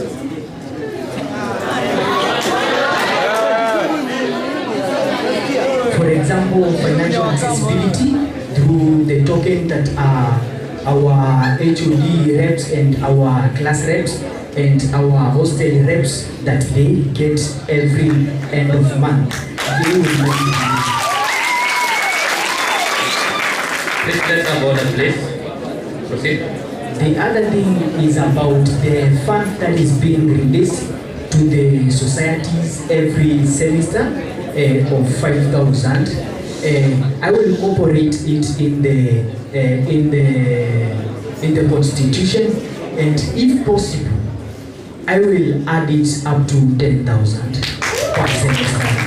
Also, the clubs that they don't get any fund, if possible, collaborating with the administration, they will be getting at least, let's say, like 5,000 per semester, so that it can help them through the activities that they do in the school. Yes. Jambo. Mko salama nyote? Kwa majina yangu naitwa Ali Simon. Pia najulikana kama Alibaba. Mimi nafanya diploma in civil engineering technology model 2 here at TTNP. Niko hapa mbele yenu kumtangazia kwamba mimi niko kwenye kinyang'anyiro kwa docket ya finance. Na my manifestos ni kama yafuatayo. Hapa shuleni tumekuwa na changamoto kubwa sana. Tumekuwa na changamoto kubwa sana ya pesa. Na mimi nataka kumwaitia kwamba nikiingia pale kama Minister of Finance, wajua wengi wameingia pale walikuwa akikaa sana pale wakisubiria tu maembe ya kuje tu. But na mwaitia nikiingia pale nitakuwa na work pamoja na President SG na other members wa council. Tunaenda nje kutafuta msaada ili shule yetu ipate pesa. Sawa. Kitu kingine kuna Let's give him time, please. Yes. Kuna welfare yenye inasaidia makomrades hapa shuleni. But hii welfare kwa kweli haina pesa. But je, ni kitu gani?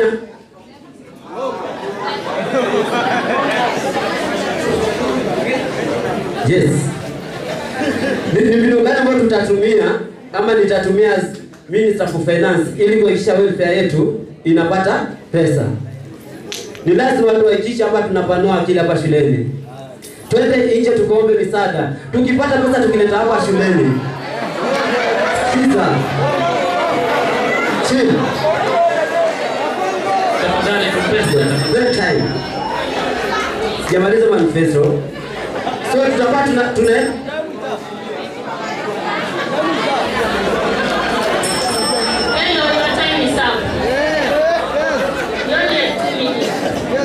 So thank you. Let's Mr. David Ndoe, please let's have time. Please let's have some order. Audience, we are reminding you to have so that we have some order, please. Excuse me. Thank you, Mr. C. Just a moment. I want to emphasize. I know a number of you. Most of you would like to hear what the aspirants are saying, isn't it? So don't let your neighbors on your right or on your left distract you, because you want to hear this. This is very important. We want to get our leaders for the next 1 year. And as you put them into office, you would like to know them, isn't it? Let us give them a fair chance. They are only on stage for a few minutes, then they sit down. I beseech you to do that. Thank you, thank you. So Mr. David Ndoe, you mentioned something to do with financial management. On the same thread, can you provide an example of your experience in financial management or budgeting that demonstrate your ability to handle this docket? Thank you very much. As I started introducing myself, I said I am a student in business department pursuing diploma in business management. So in that course, also I have financial integrity, and also I know how to create the books of the accounts. So about that, I will manage transparency. And about the example of financial management, I have experienced it. I have been a CEO of Sabotai Limited. Also, I oversee the budget allocation and also the expenditure report. Thank you.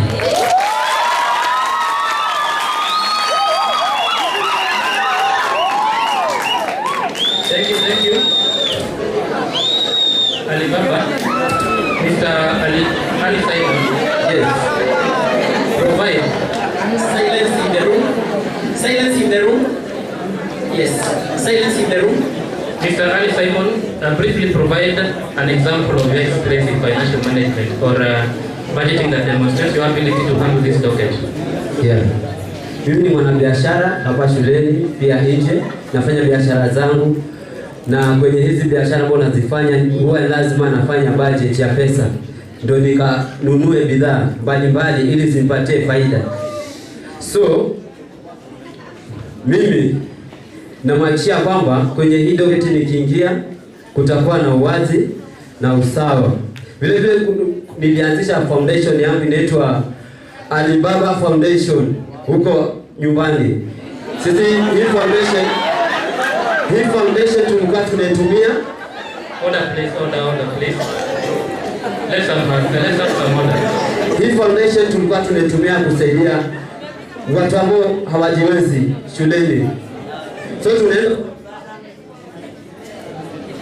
kwa msaada kwa wakubwa ili waje wasaidike. Tukipata pesa tunakuja tunawasaidia. Tunawaandikia checks.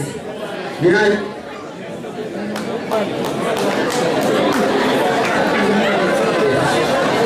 So mimi Hello.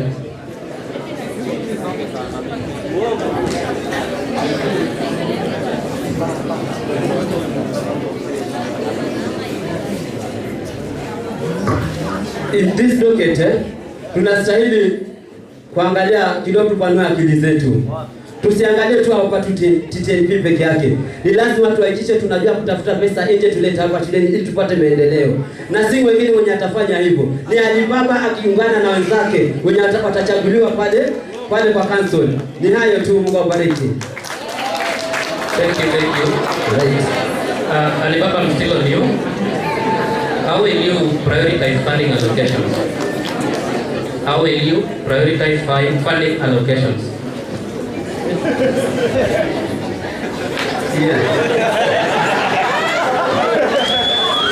Wacha nikueleze swali basi.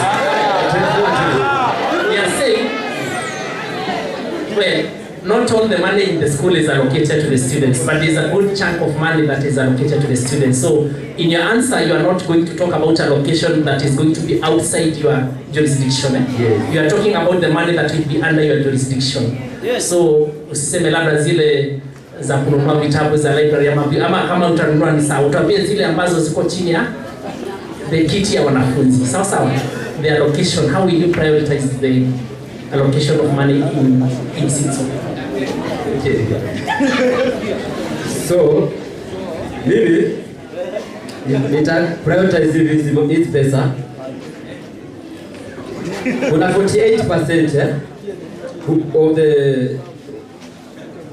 of the school fees zinatumika yani za students.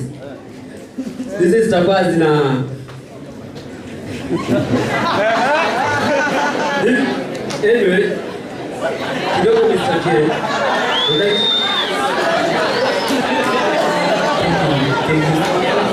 Thank you very much for the question.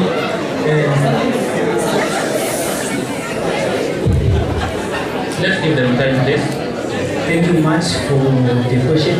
Through that, I will create a financial committee whereby we will be drafting the funding allocation and the budget.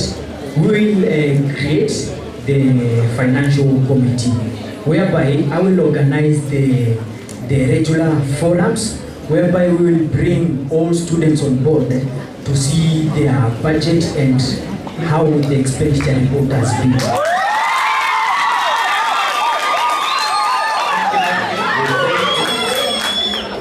Thank you. So,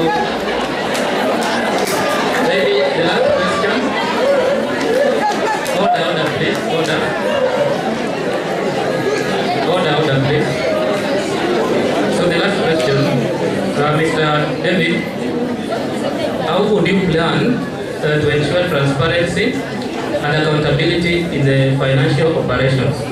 So when you talk about financial operations, we are simply referring of the Student Governing Council, including expenditure reporting and auditing processes. Thank you very much for that. As I have said, as I was starting, I am a student in business department, pursuing diploma in business management, specialized in finance.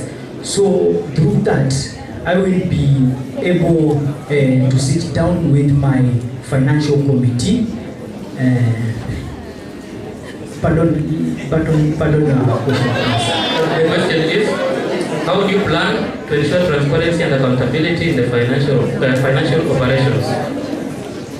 Through the transparency, I know how I can audit, so I will be able to give out the auditing every end of semester or every end of the month. I will be able to give the students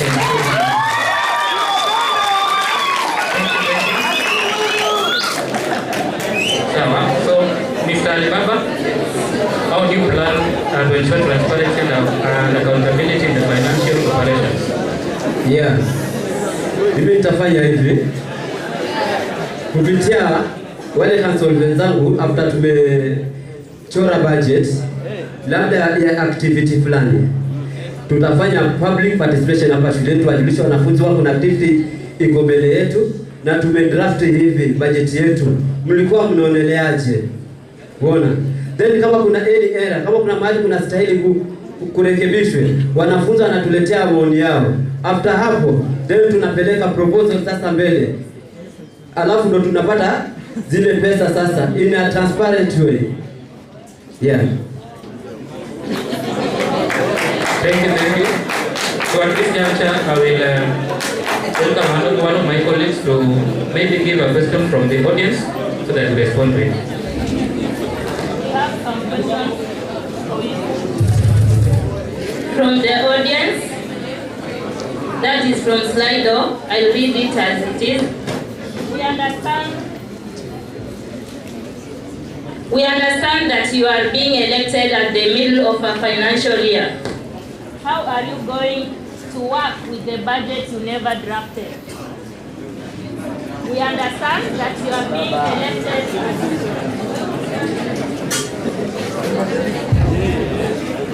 We understand that you are being elected at the middle of a financial year.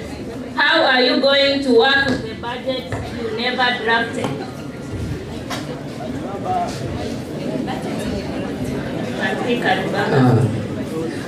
Mimi kwa sababu wenye walikuwa pale walikuwa pale uongozi walikuwa ni watu na akili timamu na wakadraft vizuri hiyo pesa yenye inastahili kutumika. Kwa hii pesa hii itatumika na hapa na hapa. Mimi nitaikisha hiyo pesa yenye wameandika hapo, nitatumia kulingana venye wameandika pale kwenye ile nini. Sawa? Kwa sababu gani? Let's get the time. Siwezi tumia pesa beyond that na budget ilikuwa drafted tayari. Sasa hii tukiingia, sasa hivi tunaenda kwa constitutional review. Hiyo ndio tutabidi tubadilishe. Ili wale ambao watakuwa elected ndio wajitengenezee budget yao kulingana na manifesto zao zenye walizisema. Au kulingana na manifesto zao zenye walisema mbele yenu. Hiyo tu. Thank you, Mr. David. You have 2 minutes to respond to that. Thank you very much for that question. As a business student, I have financial integrity, so I will be able to use my strategy and criteria to use the budget that was allocated.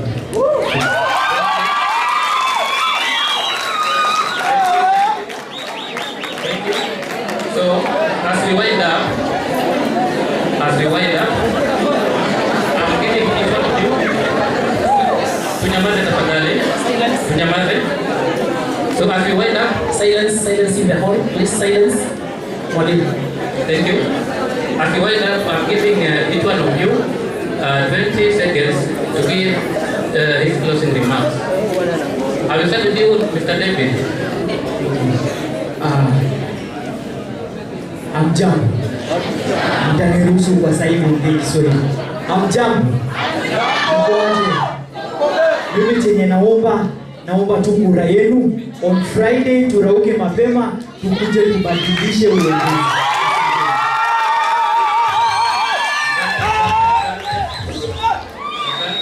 Yes, Mr. Ali, silence. Yes, hamjambo tena.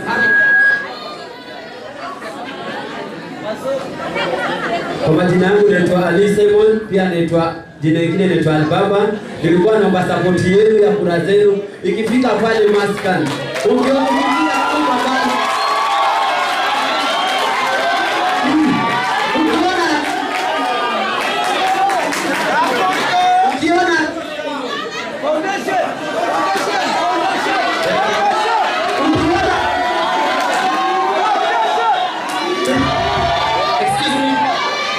especially on this corner. Nakumbuka mimi ni mwalimu wenu, si ndio? We are going to give them chance and maybe appreciate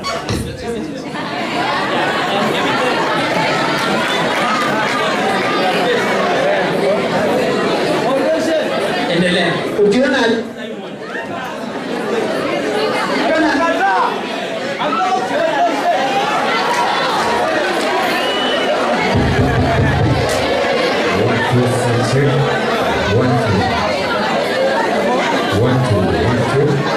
check. Wait, condition. 1 2. Yes. So, kwa jina hapo utaona Ali Simon into brackets Alibaba. Naomba support yenu. Support yenu ni kura zenu. Usiende mbele ukiona Ali, just tick alafu endelee kwa wengine. Ni hayo.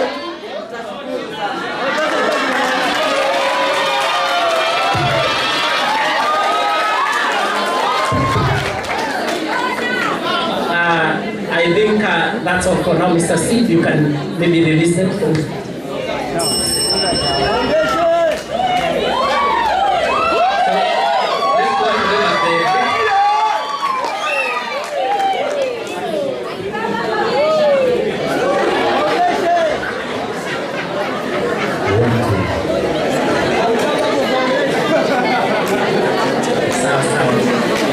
We have not done good justice to the two aspirants.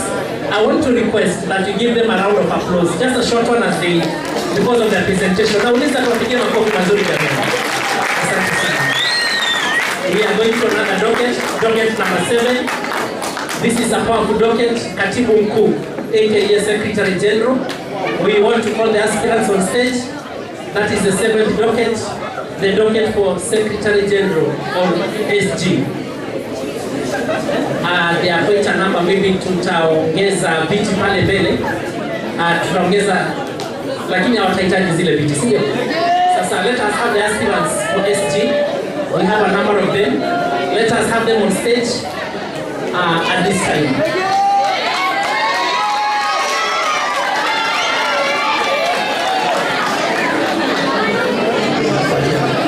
I think there's still another one. Yes. Ms. Penina is going to take you through this session. I want to request something from the members of the audience. This is a reminder. Excuse me. This is a reminder that you are bound by the rules we set at the beginning of this forum. I want to request that as we continue with this exercise, we be quiet. Yeah, thank you. Let us have Molly. Okay, welcome. I want you to organize yourself in that order. Brandon, yeah, Moses, Emmanuel, then George. Okay, let's begin with Brandon Waneki. Tell us about yourself and your manifestos. Okay, thank you. Brandon Waneki. I'm a student under the mechanical department taking a course of automotive engineering. So I am an aspirant on the docket of Secretary General, na niko na sera ambazo niko nazo kwa nafasi hiyo ambayo mkinipea nitazi apply hapo na tusonge mbele kama TTMP. So sera yangu ya kwanza, imekuwa na changamoto katika katiba. Katiba imekuwa kwa marekebisho kwa muda, na marekebisho hayo ni vipengele ambavyo vimekuwa tata kwa sisi comrade kuvielewa. So jambo langu la kwanza, mimi mkinichagua kwa nafasi hiyo, nitahakikisha vipengele vyote venye ni tata tumevirudisha kwa comrade, tukavijadili na tukaviweka kwa njia ambayo kila mmoja wetu ataelewa, na kwa njia hiyo ni kuchukua maoni yenu kwa ujumla, ndiposa tutapata katiba ambayo iko sawa. Lingine la pili, kwa nafasi hiyo ya Secretary General, itakuwa inaniruhusu kuwaita nyinyi kama comrades kushirikiana na rais ambaye atakuwa kuwaita kwa baraza. Jambo la kwanza, tumekuwa na changamoto kwa muda hatujakuwa na hizo baraza. So mimi nitahakikisha ninazitana, kwa sababu kwa muhula wote ule nafaa tuwe na baraza zikienda sana, zikiwa chache 3 katika wiki ya pili, wiki ya 5 na wiki ya 9. So mimi nitawahakikishia kwamba mkinichagua pale nitawaita, na kupitia baraza hizo ndo mtaleta maoni yenu na tutashirikia kwa pamoja. So asante. Next, Moses, tell us about yourself and your manifesto. Okay, thank you. To the all protocols of staff, my fellow comrades, good evening. My name is Moses Legete. I'm bona fide at AMPHITHEATRE National Polytechnic from the Department of Applied Science, pursuing Science Laboratory Technician as my course, and I'm so proud of being a teacher in P bona fide. By God's grace, I am aspiring for the position of Secretary General. Before you, not just as a candidate, but as someone who believes in the power of our collective voices. And my manifestos are as follows. First is to foster an inclusive and validity and valid school community where every student feels valued. The second one is to ensure that student justice is maintained in solving students' complaints. The third one is we all know that currently we are AMPHITHEATRE National Polytechnic, and this has been given with a big challenge to us comrades of this institution. And this is amendment of the constitution. We are still using the CISO constitution, and currently we are AMPHITHEATRE National Polytechnic. Thank you.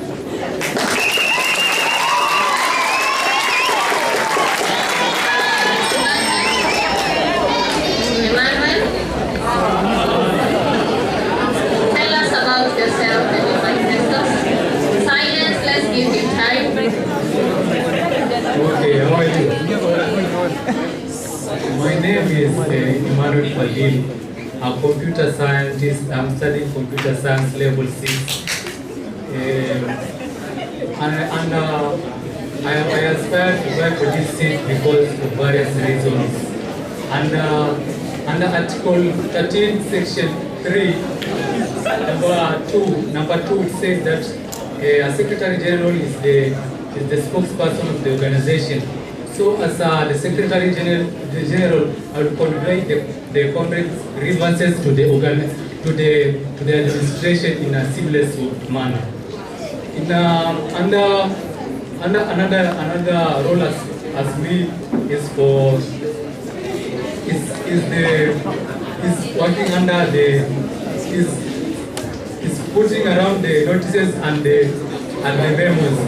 As a computer science with my vast skills, I will create a digital platform whereby we will be accessing all the memos and notices instead of going around the notice board looking for what is going on within the school environment or within.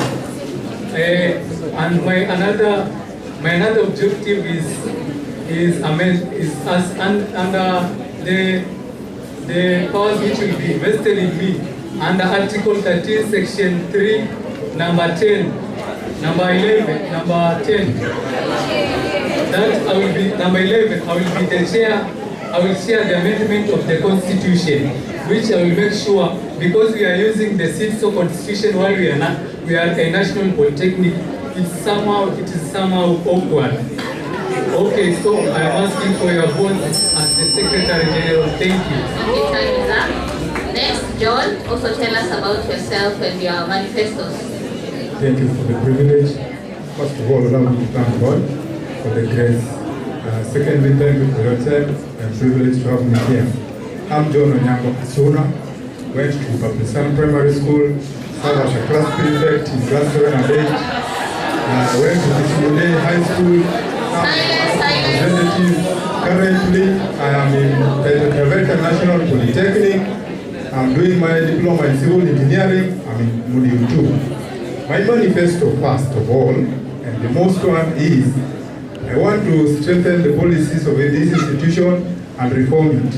What I mean is, we are working with the Constitution of 2022, and if you look at it well, We currently even have the drafted constitution, which I felt that it was not fair for us as comrade. It doesn't favor comrade, and even when we were reviewing it, you find out that only politicians were the people revising the institution. So my manifesto, another manifesto is, I want to represent the voice of comrade to the administrative.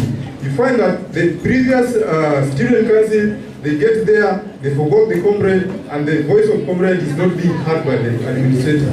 So I want to reform the student council, serve with the comrade, let the voice of comrade be heard. Another manifesto is, currently, because we are in a national polytechnic, and we know national polytechnic, we are close to university. We cannot work with traditional things. The thing is, I'll digitize all the platform that we can access, digital platform that we can access, like I'll digitize the information platform, whereby a student can get a soft copy constitution form. He or she will know his right and responsibility as a comrade. Thank you, madam. Okay, thank you for that. We have the second question. You can still remain with the microphone. What are some of the past experiences that made you realize you can make a good Secretary General? What are some of the past experiences that made you realize you can make a good Secretary General? Oh, my first experience as John Asuna, like I've said, I worked with in primary school I was a prefect in class 7. Allow me to just explain it briefly. In high school I worked as a classroom representative. So my first experience as a secretary Silence. Thank you. Continue. So my first experience that made me to find this docket is, I'm staying in this institution. I'm living in the hostel here, and I've seen comrades suffering.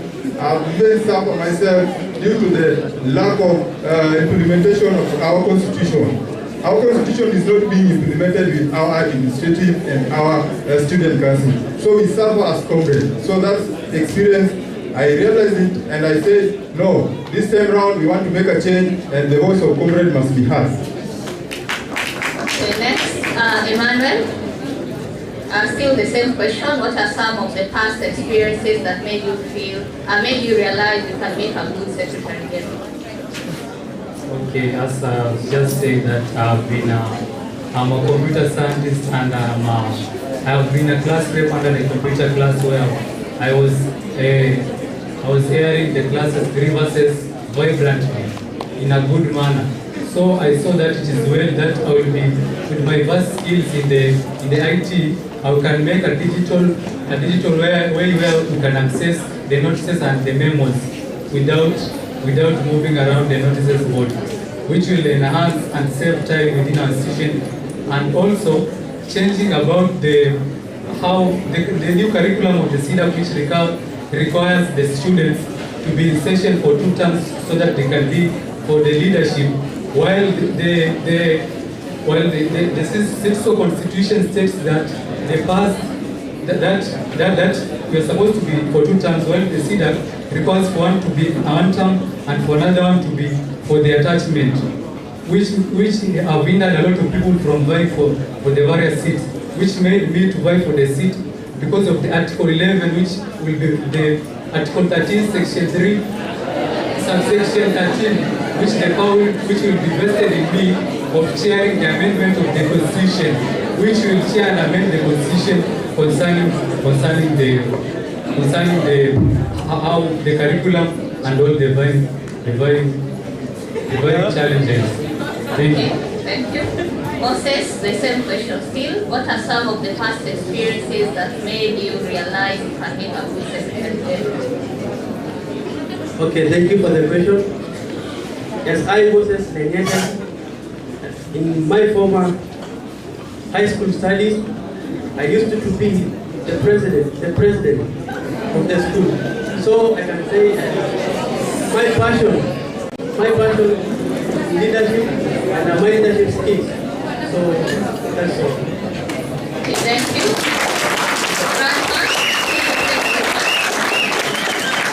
Thank you for the question. First of all, I, Granton, for the experience to make a good Secretary General, first of all, I believe in law and regulations. So that is my first factor that can prove me that I can do a good Secretary General.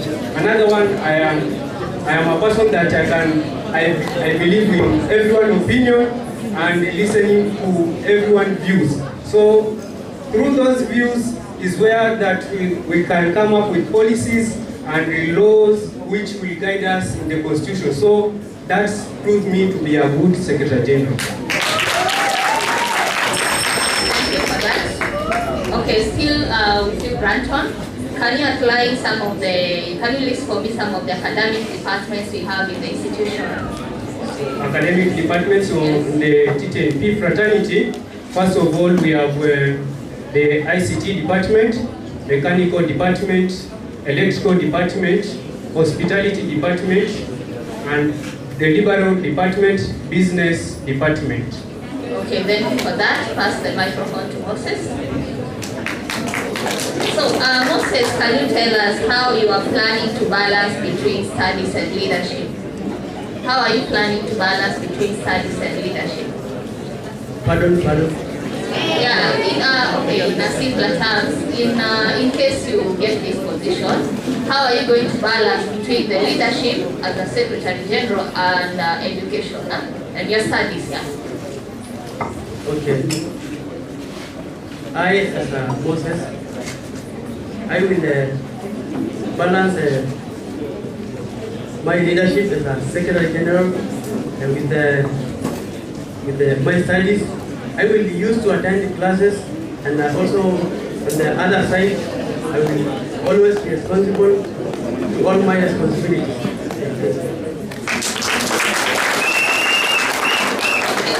The next one, Emmanuel. How will you ensure inclusivity among students of all backgrounds?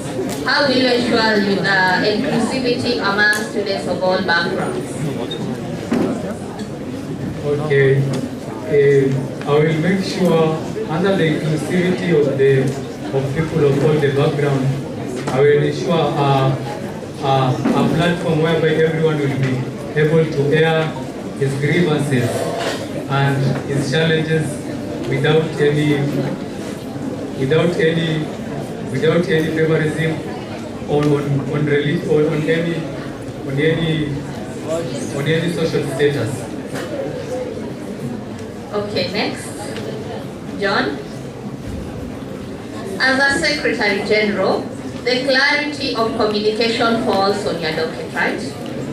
How will you ensure that the students have reliable sources of information rather than propaganda and gossip? Thank you. How I'll make sure that the students have a reliable information is, in our institution we have billboards, we have notice board, and this is a generation where people are digitalized. We have a WhatsApp group, we have a different platform where we can share information.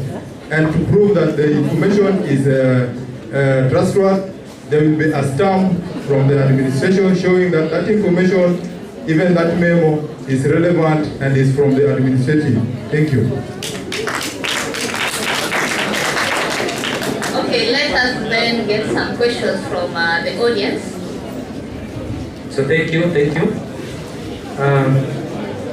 There is a question here from the audience and I will quote it. So the person who will respond to it first is Mr. Lenete. What strategies will you use to ensure that students actively participate in decision making in the council's activities? What strategies will you use to ensure that students actively participate in decision making in the council's activities? Okay, thank you for the question. I, Moses, I propose that we should be having public meetings, including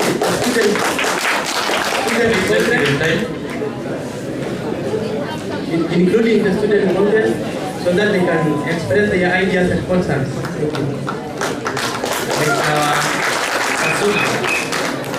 Respond to that. What strategies will you use to ensure that students actively participate in decision making in the council's activities? Thank you. How I'll make sure that the students are included in the decision making is, we know we cannot all gather as an institution to make one decision. We have class representative, we have HOD representative, and we have every community representative. So I'll use these representative leaders to decide on one thing, and the information will be given back to the student as per the decision made. Thank you. Thank you, Mr. Maliki. You have the platform to respond to this question. Mr. Maliki, what strategies will you use to ensure that students actively participate in decision making in the council's activities? Okay, thank you for that question. I grant on to ensure that every comrade here is participating in all council views taking and public participation is that I will ensure that they get information in time, and I will ensure that I communicate with the administration, like when we are having a public participation, so that we can stop all learning activities for some time, so that we can gather and get the views of comrades in all departments. So I can use that. Thank you, Mr. Fadili. Mr. Fadili, let me repeat the question. What strategies will you use to ensure that students actively participate in decision making in the council's activities? Okay, I, as the Secretary General, I will make sure that if elected, I will make sure that I will be getting the information. I will observe the protocols through the getting the information through the views will be channeled to me through the class reps and through the department HOD, which will make so that we can observe the protocols. And without the fear of contradiction, I will make sure that I know that it will work under my supervision and under if elected. Thank you. Okay, thank you for that. Okay, beginning from Granton, let's give us your closing remarks in 20 seconds. Okay, thank you. I, Granton Mwaniki, I come before you, my fellow comrades. Naombeni mnishike mkono, Ijumaa mnichague niwe Secretary General wenu. Wakati sasa umefika, wakati wa mabadiliko, na mabadiliko hayo ni Granton Mwaniki atafanya mkimchagua akiwa katibu mkuu wenu kuanzia Ijumaa.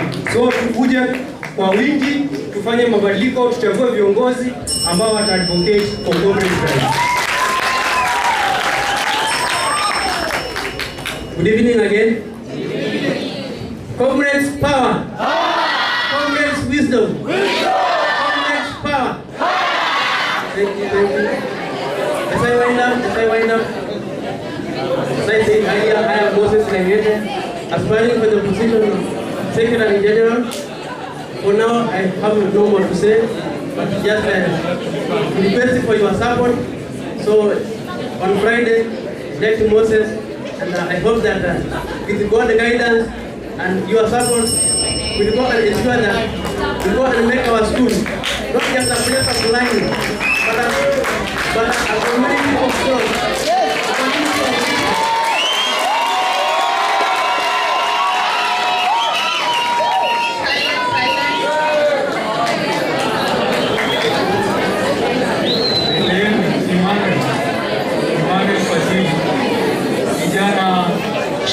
Silence in the hall. Silence in the hall. Kwa jina ni Emmanuel Fadhili, kijana mjasiri, shupavu, mwenye ari ya kubadilisha TTNP kwa ubora, na ningependa kuwarai mnipe kura zenu tarehe 14 tubadilishe imani. Naona nasemaje wa Bwana? Nasemaje wa Bwana?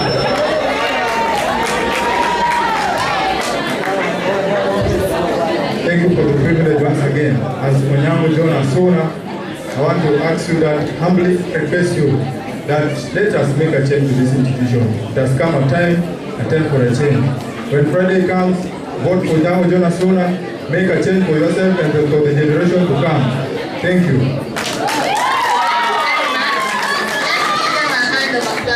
Let us appreciate them as they sit down. Let us appreciate them. Thank you so much. Thank you so much. Granton Moses, Emmanuel, we will excuse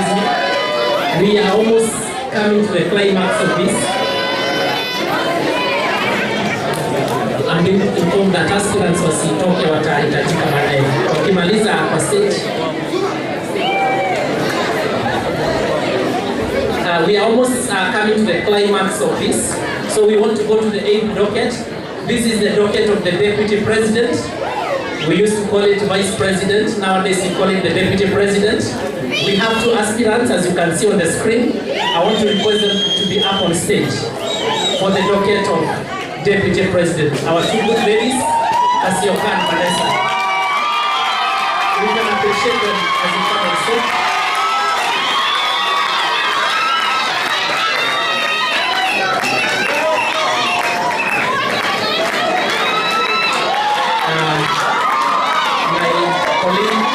It's okay now. It's alright. It's alright. We want to hear them, isn't it? Tumewaona sasa tunataka kuwasikia, sivyo? My colleague Mr. Benza is going to take them through. I request that we be orderly. Kuna kelele mahali hapa nyuma yangu. Hapa nyuma yangu kuna kelele kidogo. Naomba tunyamaze hivyo, tutulie hivyo, mwalimu. Welcome Kasioka and Vanessa. I'll start with the first question. Tell us about yourself and your manifesto. Kasioka, 2 minutes. Thank you. Hello. How are you? My name is Kasioka Jeremiah, known as Miriam. Nimetoka Kitui County, kwa hapa nasomea sekondari.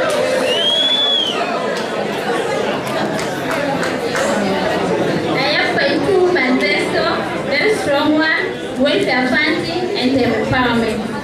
Thank you.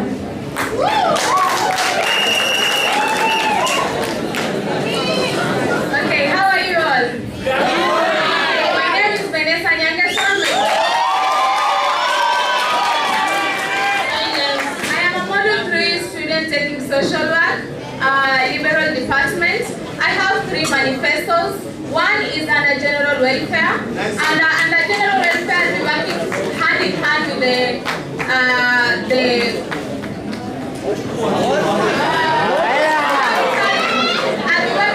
hand with the representatives in the dormitories to make sure that there is sanitation and cleanliness around those places.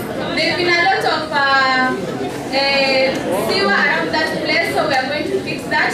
Another thing under the general welfare, as you all know, there are no 6 shifts at the moment because of the transmission from NHIF to SHA, and we're going to work hand in hand with the administration to find an alternative way.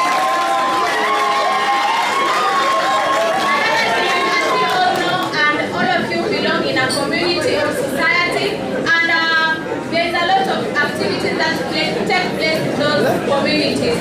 So we're going to work hand in hand with the administration and find a way to make a kit for the activities so that comrades don't go back into their pockets to get money for activities that represent the school. Another manifesto, as you all know, there's always life after school, and a lot of leaders don't prioritize on that.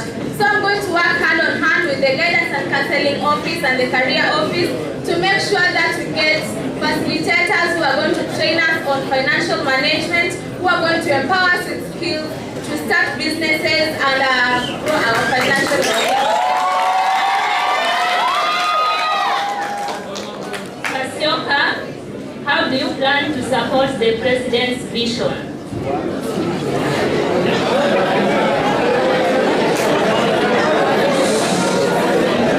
How do you plan to support the President's vision? Thank you for the question. President mwenye yuko vision zake mi as deputy president nafaa work hand on hand na yeye for the betterment of the institution. Thank you. Okay, thank you so much for the question. The Constitution clearly outlines the roles of the Deputy President, and I'm not going to be shadowed by the President, but support him hand in hand to make sure that we move TTNP to the next level.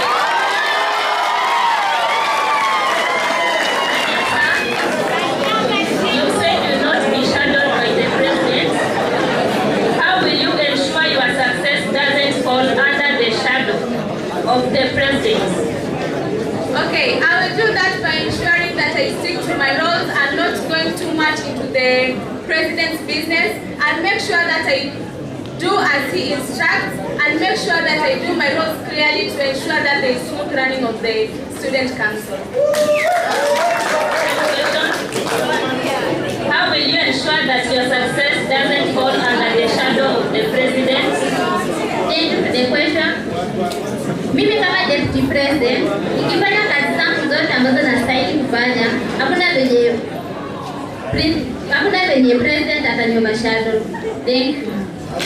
Yes, Vanessa. Mention the two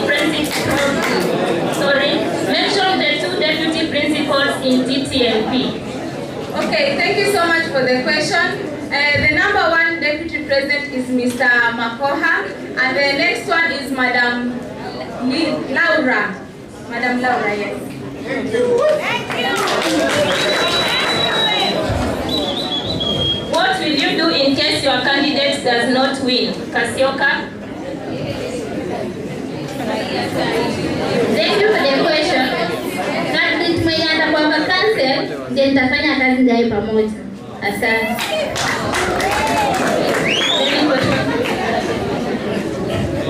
Thank you. I was just making a clarification to one of the responses. Yeah, we had asked the aspirant about the names of the deputy principals in TTNP, and it is true she has given the two names. And of course, there was a memo that was posted, I think, on Monday, which gave some information. It was sent to the trainers and trainees. It was reporting that one of our deputy principals, who has been serving in the docket of deputy principal, administration and finance, has been transferred. He has progressed to another institution. So at the moment, as we speak, as we await another deputy principal administration, we are only having the one for academics, that is Ms. Laura Abedi, but Mr. Martin Makoha has progressed to be a principal in another institution. I believe the student body is aware. There was a memo to that effect, okay? I want to ask a question to Vanessa. You're having the mic. This is a question that I want you to respond. How will you prioritize the needs and concerns of all the trainees and the student groups as the deputy president? Okay, thank you for the question. I'm a person who believes in conversations with people, and I believe that as the deputy president, people will be presenting their needs, and as a social worker, I believe in prioritizing the most immediate needs. So I'll be working hand in hand with the students, with everyone, to make sure that we prioritize the needs that come into my attention. The same question, you can pass over the mic to your colleague, Kasioka. How will you prioritize the needs and concerns of all the students and the student groups as the deputy president? Thank you. Kwa sasa tuko na communities 11 hapa. Nimekuwa chairlady of Kamba community, nimekuwa nikinteract na charities na chairpersons wa the other communities. Nitakuwa nafanya kazi na wao, watakuwa wanaleta grievances from their communities na nitakuwa nazisolve immediately. Thank you.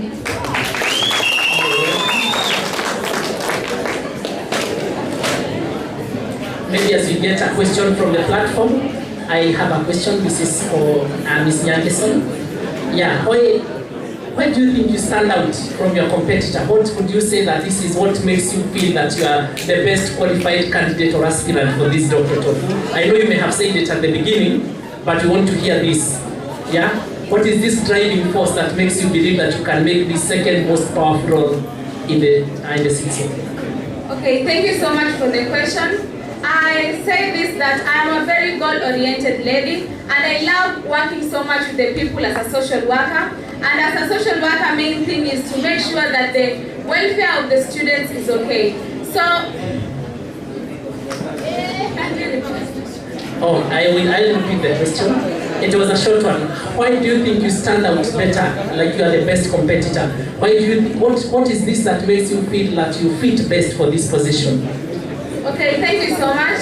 As I say that I'm a social worker, and I believe in the power of people, and I love working with the people. So I'll be.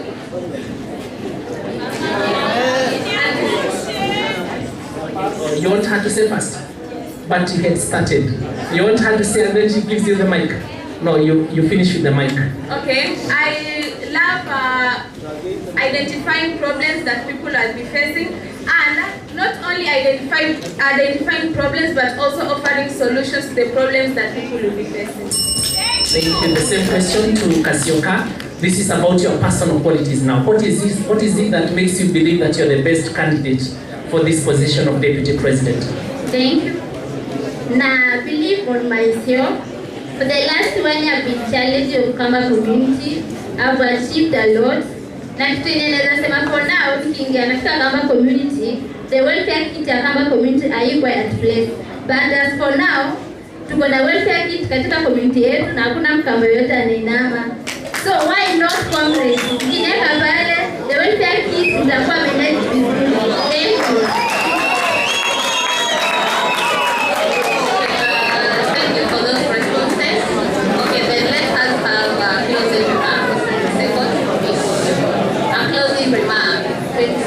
Okay, thank you so much. My name is and I'm vying for Deputy President of TTNP. And what I'd love to say on the 14th, I would ask you all to come and vote.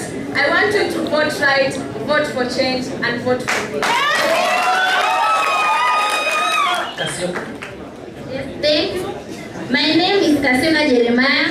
Nawaomba Friday tutokeze kwa wingi. Tupige kura.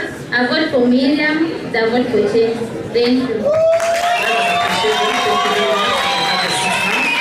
Thank you very much for your time. This is Kasioka Jeremiah, Miriam and Vanessa Nyangeson. Ladies and gentlemen, this is the time now.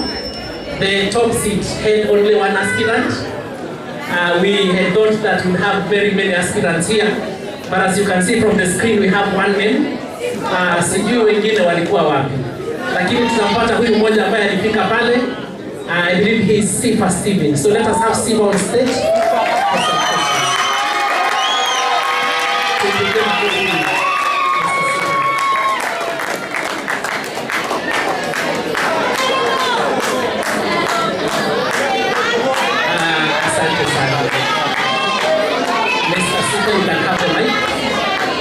Ladies and gentlemen, let us have some silence in the auditorium. We are almost coming to the close of this, so we want to save this. We save the best for the last. And so, oh, he wants my mic, it's stronger. It's okay, you can have it. Mr. Stevie, yes. Kindly tell us a bit about yourself and your manifesto in only 2 minutes. Just tell us about yourself and your manifesto, so you shall compress that to 2 minutes. Thank you. Bless up. I'm Sifa Steven, a student pursuing my career in building technology. I'm in module 2, and personally, I'm an architect by profession. And one of my manifesto is unity, empowerment, and equity. Yes, can I continue? Okay, talking about my manifesto, that is unity. We all know that we have so many different tribes here in this fraternity. But talking about unity, this is the backbone which guide us or bring us together, setting aside our differences, setting aside our challenges, and coming together to build this fraternity to the best that we can. And talking about empowerment, as you all know, this is a TVET institution, and we have engineers here. This is something that has come to my mind. The bell has rung. Oh yeah, ongeze volume hapo MC. So the bell has rung. I want to ask you just a few questions. Yes. I had prepared almost 20, but now that you are alone, I shall cut down the 17 and ask you only 3 questions. Yes. Okay? So, Mr. Sifa, I want you to tell us why this position and no other. Remember, there are 9 elective positions in SITSO. Why this position and no other position? Why did you go for this top seat? Yes. As a leader, I, Sifa Steven, I prefer to go for the high position because I really understand that my power, my administrative, my advocative character, it goes in line with this high position. So I'm not ready to be serving at a subordinate position. That's why I went for this position. Okay, thank you. I will skip a question that I had put here about the roles of the SITSO president, but I'm going to ask a question in conjunction with that. As in your capacity and on docket as the SITSO president, how are you going to address the pressing campus issues in TTIP?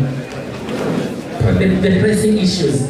And I'm assuming there are some pressing issues or issues that are pressing, issues that may need your attention. How will you address them now in your capacity as a president? Okay, I believe the president got all the powers. The president has all he got to advocate for anything. But, you know, this is not a one-man struggle. I have the executive at large. I will have to bring the whole executive to the table. I address the issue first before I bring it on, before I bring it up to the whole fraternity. Mr. Sifa, if you are the president, like I want to ask this, I want you to listen to this question. Yes. At the moment we have a leadership that is there. If you are the president, what would you have done differently in this 1 year that you have been around? You have been around for that 1 year. As I asked this question, actually, I've remembered that a time like this last year, you stood there and I interviewed you for this docket, right? Yes, sure. If you had been the president, what would you have done different that 1 year? Okay, just rooting from what has been happening, the outgoing president, there were some differences, and this is what has brought us to a position that we cannot even voice our grievances as comrades. These differences between the executive members, it was hard for them to voice the grievances that we have down here. And I believe that if I was elected as the president that time, the most and the probably thing that I would have done is bringing all the cabinet secretaries together so that we can discuss issues. Because I believe there is nothing that is impossible. But thank you. This is the last question, maybe to the members of the audience.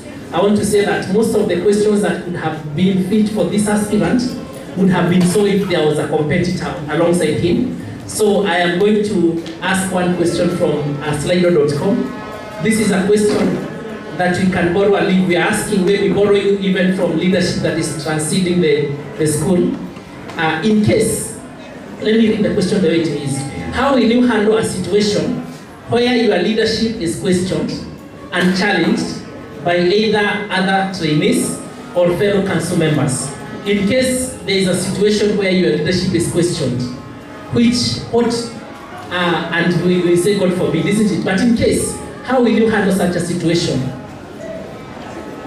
Please, I paraphrase the question. Yes. Without even checking there. In case there is a situation where your leadership as a president is challenged by those below you. Remember, you are at the helm of leadership. You are the president, as the term denotes. In case somebody that is junior to you challenges your leadership, how will you handle that situation? I've said you can do that as you borrow a leaf from what maybe we have even seen happening in other areas outside the school setup where we have a title of that nature. Okay, with a trait of wisdom, you know, it's not administrative to just let me repeat myself. You know, when an issue arises in between me and the subordinates, maybe staff, I think the only resolution is just to come down on the table, bring our differences, and talk about it. Then we get the solution and the way forward. Okay, thank you, sir. At least you have promised we shall not hear of any abduction, isn't it? Yeah, sure. Yes, sir. Now, yes. We shall wind up at that point. You shall give us some closing remarks. I shall give you, now that you are the president, I give you 40 seconds, not 20 seconds, and make sure you utilize them well. Give us your parting shot, your punchline, and then we shall proceed from there. Okay. Me as Sifa Stephen come to this junction that I will be the president of this fraternity. You as the voters, I urge you to bring to the student council all those whom you think are competitive for that position, because I'm really goal-oriented, and I don't wish to have somebody who will be like a hunchback, maybe joyriding and getting all stuffs and joyriding to my back and giving me a burden in rolling this fraternity. So I urge you voters to come out and pick the one whom you think is competitive. Yes. Thank you. Let us appreciate Mr. Stephen. Those that are in the front, you can have your seat now. You can have your seat. Thank you, and all the best. Just before I call my chairman, I want to just say something small, and then I know he shall give an additional vote of thanks. From this end, we want to thank everyone, those that participated in the hall and online. Thank you very much to our esteemed aspirants. All the best as you wait for Friday, the D-Day. And at this juncture now, I want to welcome my chair, Mr. Fred Nyabeche, to give his closing remarks and release us from this auditorium. Thank you so much, Mr. Maiteri, with your team, for so ably taking us through this rigorous exercise. I want to thank everybody that has participated in this. I would like, in a special way, to challenge the president, who is going in unopposed, but you are yet to be declared, that the students did not oppose you. That gives you a bigger burden. That they have confidence in you, that they did not run against you. That should be a big challenge to you. You have to live to expectation if you are going to be declared validly elected on Friday. And you are so important. You are an important cog in the management of this institution. As you have promised here, you have promised your colleagues, please do your best. Let there be a difference. I'm happy you have said that it's not going to be a one-man affair. It should never be. All the people that you will have, the executive that your colleagues will elect into office, they have something to offer. Don't have that big man syndrome. It's good that I tell you, my son, call them to the table. There's an issue. Discuss with them before anything goes out of hand. Otherwise, DJ, I hope you are very ready, because we shall finish with the national anthem. Our students were so wonderful. The cooperation that you have given us here, the way you have conducted yourselves during the campaigns. I'm happy also that the commission gave the candidates an opportunity to articulate their issues. Because out there, when it's just campaign, people shouting, they may not have the opportunity to give us what they have. Otherwise, because the DJ is very ready, I want to ask all of us to be upstanding so that we have a national anthem and then closing prayer from one of the lady panelists. National anthem.